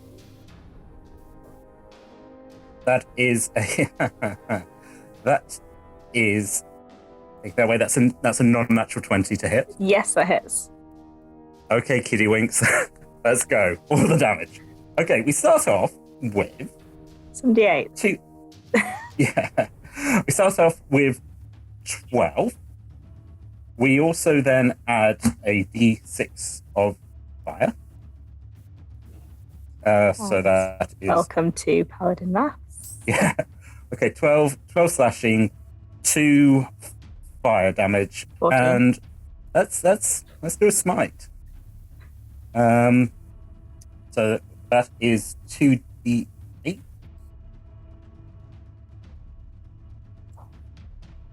And 5 radiant. So 19. Yes, ultimately Was that a 19. first level smite? That is a first level smite. Okay, so 19 in total. Wondering if this should be dubbed Paladimatics or Paladition. Palamadition, I don't know. What does your smite look like? What does my smite? Again, there's a golden sort of nature to it. That sort of, and there is an audible shing as a fine knightly sword would shing when it hits. Nice. I'm gonna use my second attack. Oh yeah, please do. Yeah, I'm gonna second verse, same as the first. Yourself. Yeah, that is not going to. I will channel the divinity. There's a thing I can do to add a +10 bonus to your roll. Let me just find the wording. War God's Blessing. When a creature within 30 foot of you makes an attack roll, you can use your reaction using Channel Divinity to grant that creature +10 bonus to the roll after the roll's been done, but before you know the outcome. So you get +10 to that roll. Amazing. So that would have been 20. I've just realised that add another 10 to that because of my great weapon master to the previous one. Oh yeah. Yeah, No, not to the damage. attack roll, but to the damage. Yeah. So that added 10, so that would have been, take that away, that would be 17 to hit. 17 just doesn't hit. How very vexing. Well, I got my swing in. So yes, that one just glances off the dragon's arm as it like claws up to push you back. And as it does so, it's gonna do a wing attack again. So it's gonna beat its wings and take flight again. Those of you within 10 feet, so that's the three of you, Sir Griffin, Zeleny, and Tine. Can you make the dexterity saving throw, please? When it flies up, does that incur attacks of opportunity or no? I don't know what the specifics are with it going upwards instead of away. No, I don't believe the legendary actions do occur attacks of opportunity. Cool. 21. 21, you pass. 19. 14. Can't be not prone, you're levitating. 19, 19 also passes. 14 doesn't. The two of you take no damage. Liz, you take 12 points of damage and you're prone again. Back to my 5 HP, guys, just saying. Just the Griffin back, slapped down on the My floor. little legs in the air, yeah. And it's going to fly... it's going to fly down the corridor and round the corner into the bit that you haven't been to yet. Thorvald, it is your turn. Well, against my better judgment, I'm flying after it. It's only gone 40 feet, so it's not very far. So yeah, you can like get down there. I can get up to it. Yeah. So as you get around the corner, this is a cave which is full of treasure. Basically, there are little, and this isn't like treasures in like gold, glittery treasure. This is treasures in what this dragon considers treasure, which is bones of dead things, which are hanging off the walls and making the kind of eerie bone noises that you heard earlier, Sean. Little machine-like things. They are all over this room, like shelves. Not entirely sure how the dragon got shelves in here. Probably people brought them in and then ate them. Shelves all the way up to the ceiling, filled with little like machine things, and like at a passing glance, it's very hard to identify what these are. Books. They look completely frozen over, but they're there. So yeah, it's a complete room full of things. But yeah, not like there are shelves full of diamonds. Like there probably are diamonds in here, but they're not the things that the dragon has like pulled out and put front and center. And it has flown and it's like curled round in a corner and it has like picked something up off a shelf. And that is where you find it. Torvald cracks his knuckles. He's a very big fan of the library back at the castle. It's like, this is no way to treat book bindings. Casts enlarge on himself. Pick on someone one size smaller than you. And just starts to hulk out. And I'm going to use my action surge. Please do. And I'm going to try and grapple the dragon. We'd love to see it. Let us see. That's a 23. Let me just... 20. I've rolled a 24. Okay. Do it again. Do it again. It's a 16. Oh, I rolled much worse, but I rolled an 18. Okay. Both times you feel like getting it, but it just like slithers out of your grasp at the last second. Like it's icy scale to just you're not finding quite the right purchase, but you feel like you're moments away from having it. The determination is there. I can disengage. Are you action surging to do it again? Take both your attacks again? I have done. The spell was one action. Okay. So I've it was a worthy attempt. An attempt was made. Bonus action. I mean, there's not much. I'll use second wind. Might as well at this point. Sure. So that'll get me something back for the inevitable onslaught of death. Okay, so that's 10 HP back. That's better than a kick in the face, which I'm probably about to receive. Cool. Well, yeah, that would have been epic, but there's always other turns, hopefully. Yeah. The scream of primal anger. At the end of your turn, it is going to swing around and slap out at you with its tail for trying to grab it. That is a 26 to hit. No, max I can get is a 25, so that will hit. That is 11 points of damage, bludgeoning. Cool. I will use my reaction to use Stone's Endurance, so I can reduce that by 1d12 plus 3. Yeah, that's 11 plus 3 would be 14, so no damage taken. So as it pumps at you, I imagine you just like tense your stomach. Yeah. Just staring it down like, make granny hits harder than that.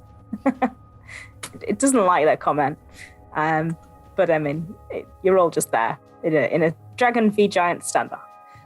So Griffin, they've gone around the corner. You're not feeling great. I'm not. Who's around me and how far away from me are they? Tina and Selene are both pretty much right next to you. Tina is slightly further back. You can't see Aoife. That's normal though. And Thorvald is just like blown. Quick question. Yeah. As I reduce that to taking no damage, I presume I don't have to make a concentration check. No, you didn't take any damage. Perfect. Thorvald has just flown after the dragon and is currently alone with the dragon up ahead. Got you. Okay, what I will do is cast Mass Cure Wounds at 5th level. I'm going to choose everybody. I don't think Thorvald would be within the right radius. I'm but 2 hit points off max right now. I could really use it. Small paper cut. Let's just see how much we get. It's not much, it's 12, but it's something. What is the range? 30 foot. Do you have to be able to see? No, you just choose creatures. You don't have to be able to see. It's just so Aoife would be within, so you could choose Aoife even though you can't see. Yeah, I would choose all of my friends, so I choose you. The lovely healing sort of magic just happened in the corner. So that is my action. Bonus action, let's see what we can do. 60 foot. Would the creature be 60 foot away from me? It is, yes. I might drop a spiritual weapon where I think it would be. Because I can't see it, but I don't have to see where it is. I mean, you could move further up if you wanted. No. I'm going to stay where I am because I'm very brave, and I will cast spiritual weapon at 2nd level. The first, not a spell, just the healing thing. Flip. Oh, Thank you for reminding me. You could cast guidance on the Not a spell, isn't it? Santa? who said that? Was it the dragon? In that case, I will stand proud and very bravely, and maybe teeter 10 foot straight ahead of me if I can. Gently clopping. Feet lighting up. Yep. So Griffin, I need your guidance. I've got to do strength checks. It would really be helpful. But I didn't think I could because Mass Healing Words is Mass Cure Wounds is an action.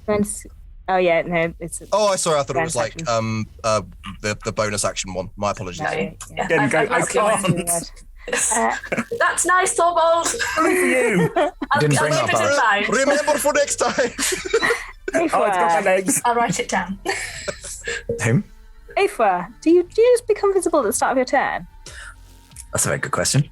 And one that I definitely know the answer to. Which one is it? Until the start of my next turn. Okay, so Aoife pops back into existence. I mean, I can hit it from back here, so I'm in no rush. Because it's round a corner. Stupid corners. Okay, I will move 30 feet, hopefully kind of around. Can I move in such a way that I'd be able to see it with 30 feet of movement? Yes, round the corner. And not too close. I mean, you can go your 30 feet round the corner. All right, I'll go 30 feet round the corner. And I will see the dragon, and I've learned my lesson. I'm just going to stick to the one thing I'm good at. I'm going to shoot at it. See the dragon, shoot the dragon. Yep. Sure. Sorry. Who are you saying sorry to? The dragon. You'll be sorry. That was a crit. That was a natural 20 for a 31. Now, Piercer, critical hit. When you score a critical hit that deals piercing damage, which it does, you can roll 1 additional damage die when determining the extra piercing damage. So I can roll 2d8 plus my 5. Yes. So it just means that if you happen to be rolling a d12 for some reason, you can pick like the highest dice that you're rolling. I'm not, but thank you. I will do this. So that is a very average 10 plus a 5, 15. And it is my favored foe, so I can also roll a d6. Have you doubled all of the dice? Because it's not a hit. Of course. Double the dice or roll the 2 more of the same dice? Whatever you prefer. I would prefer to roll. Roll it. So I will roll an extra couple of d8s and... Ooh. And roll your d6 again as well, because it's a crit. Cool. I've lost it. What was it? That was 18. You don't roll you only roll the d8 from Piercer once. Even though it's a crit. Okay. Sorry, yeah, I because of the wording on it. Roll 1 additional dice. Okay. Well, they were both 7s, so just make that 11 instead of 18, and 1 more d6 because that's doubled for a 6. So I'm only 1 point off what I thought it was going to be. Was that 1 hit? That was 1 hit. How much in total was that, Sean? Oh God, don't ask me. 15, 17, 32 points of damage. Amazing. And I believe that was only 1 hit, so I'm gonna. It was roll again. a massive hit straight into its shoulder bit, and it drops its shoulder quite severely. That's why I said sorry. Bleeding. And second, only 17. And you're so proud of that hit. You're like, yeah, that was a really good one. But your second one, you just fire slightly above, and it hits an armor plate, and you're like, oh, damn it. I think that's. Do I want to go invisible again? I don't think I do. And I don't think I've really got any other bonus actions. So, I mean, I could cast Hunter's Mark, but that's the same thing as. No, I think that's me. Tina. Yeah, I would also like to run 30 feet around the corner to have a look. Do you want to teleport? Not yet. Okay. How far away is the dragon once I can see it? About 10 feet. It's similar, its head is right there, but it's looking at something in its hands. Okay. In that case, the first thing I would like to do is cast a thing, if my thing will scroll. I'm going to cast Agazin, I can't even say the name, the Scorcher. Aganazes?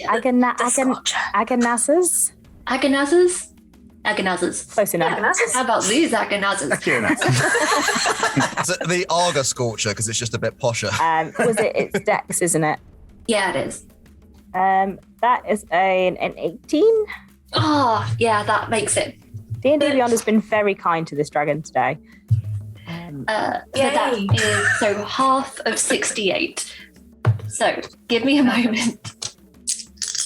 Agonar's Scorcher. Great big Scorcher. 20, 21. I'm going to re-roll that one. 22, 23, 24, 25, 26, 27, 28, 29, 30. Yep, that was 30. So 15 points of damage. And do you want to use your elemental essence shard since you use meta magic? Yes, I've got to do that. So you don't have to. You can. I'm doing it. Like, just assume that if I use meta magic, I'm using the shard. So that was a 4. So water. You create a wave of water that bursts from you in a 10-foot radius. Each creature of your choice that you can see takes 2d6 cold damage and must succeed a strength saving throw or be pushed 10 feet and fall prone. Well, it's immune to cold damage, but I'll roll the save. That is a 9. Oh, it fails. I'm gonna burn a legendary resistance. I don't really want to be prone. Are you sure, though? Would you not like a little lie down? Pretty sure. Choose. It is cross that you've damaged its hoard, though. Oh no. And with that, how bad is the dragon looking at the moment? Really bad. Like, awful. I'm going to take my chances and drop concentration on fast step so that I can then... Wait, can I use 2 meta magics in a turn? You can use 2 meta magics, but you can't cast 2 spells. But I can if one's a cantrip. What right? if one's a cantrip? You can, yeah. Great. If it's bonus action or if you can quicken it. So yeah, I was going to quicken. Yeah. I was going to quicken it and do a firebolt towards it. Please do. Cool. Let's roll to hit. Sorcery points for the win. So that is 24 to hit. Yeah, 24 hits. Just okay, and that is 2d10. Go on, princess. Yeah. Get it. Ooh, that was good. Okay, so 19, 20, 21, 22, 23, 24 of your finest fire damage. It looks like it's hanging on by its very last leg. And as it moves into its turn, it like looks at all of you, snarls, and like crushes what you can see is like an orb that it has in its hand. And as it says like, I'll be back, it turns into a statue. It doesn't lose its color, but it is completely frozen in the kind of pose it was in. The orb falls through its hand, reforms and clinks onto the floor in front of all of you. And the dragon is just there. Frozen. Does it count as casting a spell? It's not as it's using an object. No, it's using an object. Yeah, fine. So glad I took that feat. It's proven useful.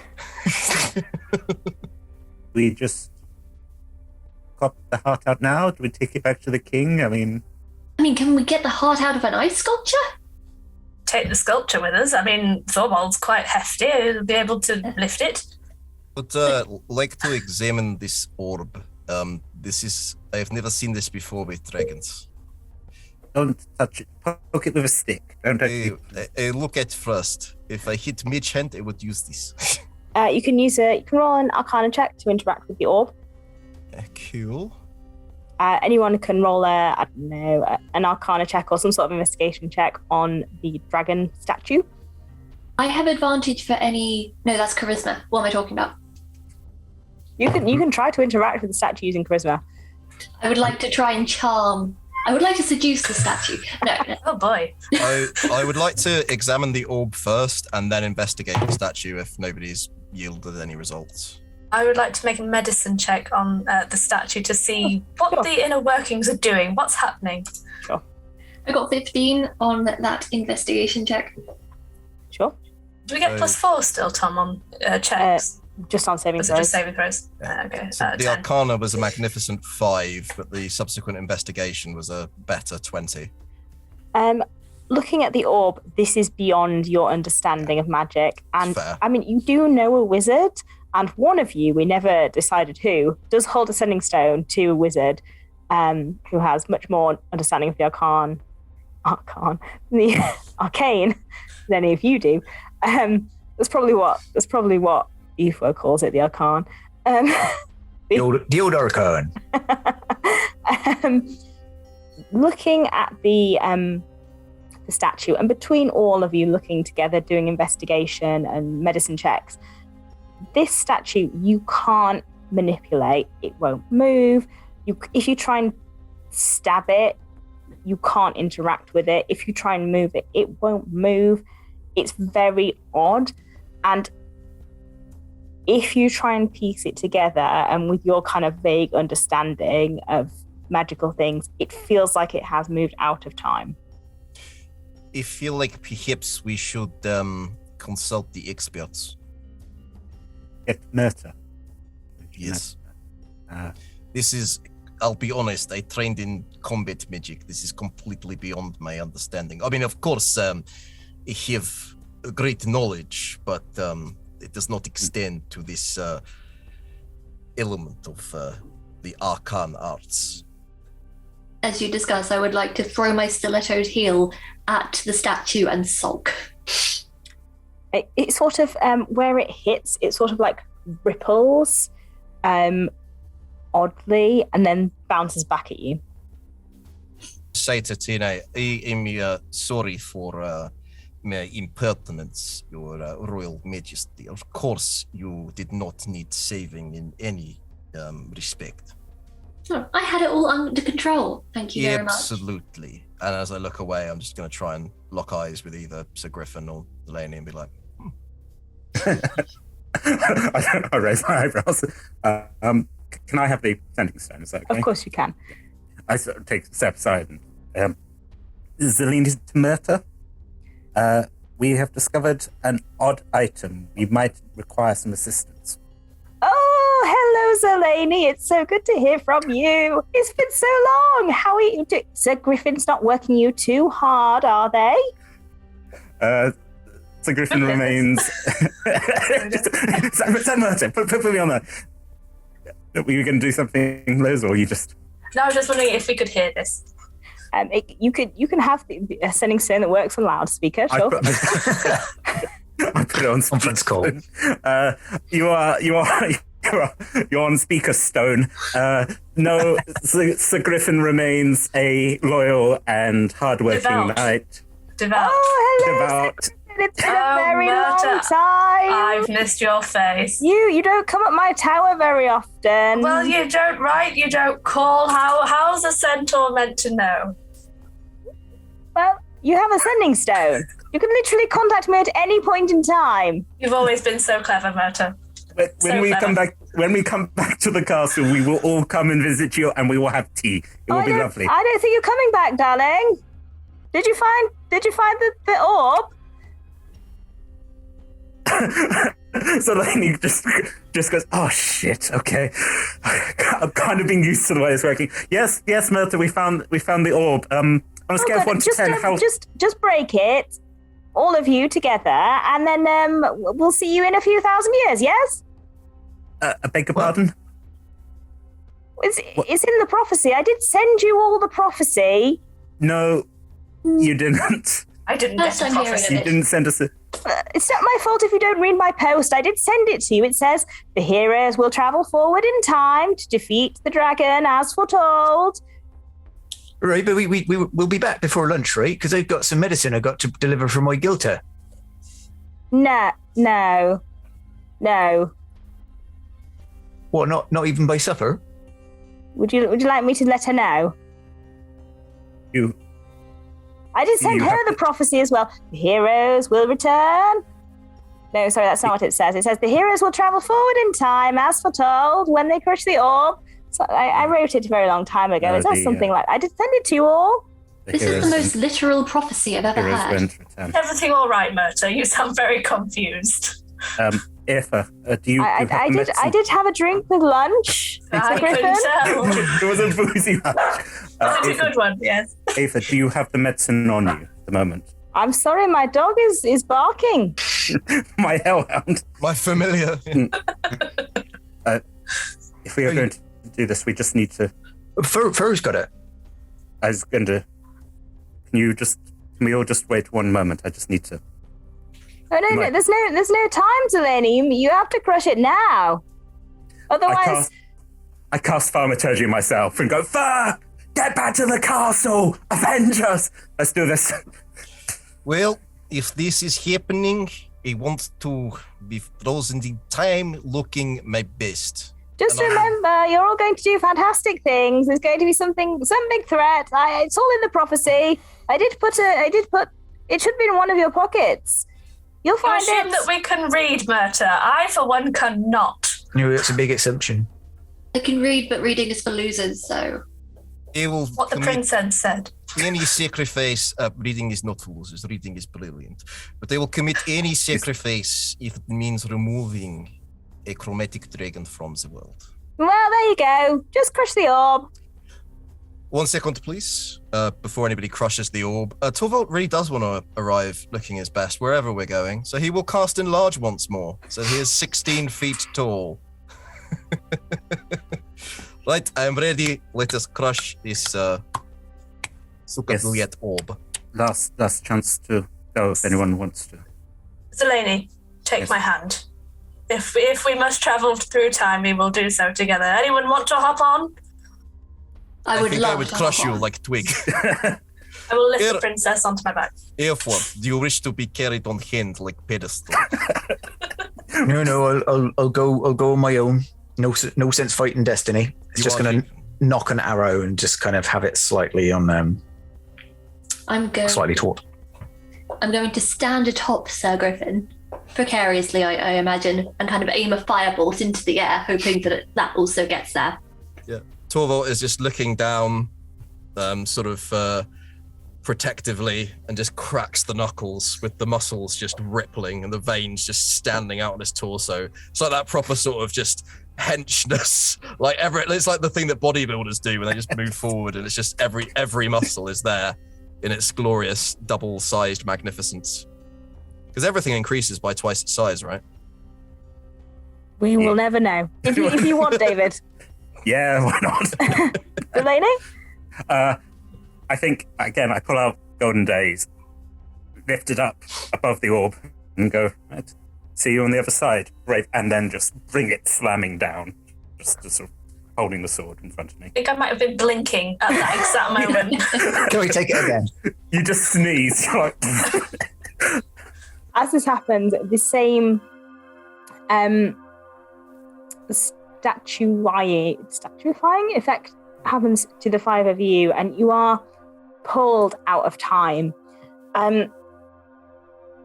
All the things that you have on you are still with you. You, for all effects and intents and purposes, you experience this in the blink of an eye. You don't have you don't experience thousands of years where you're just sat there staring at a cave. Oh.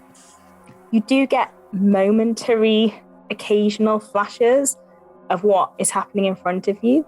They're very odd, pieced together. You don't really have the time to think on it about what's happening. Occasionally you'll see a person standing in front of you that you don't recognize, or a sign being moved across your face that you can't read because you can't think about it, or a glass thing being put in front of you, and they're very odd flashes. And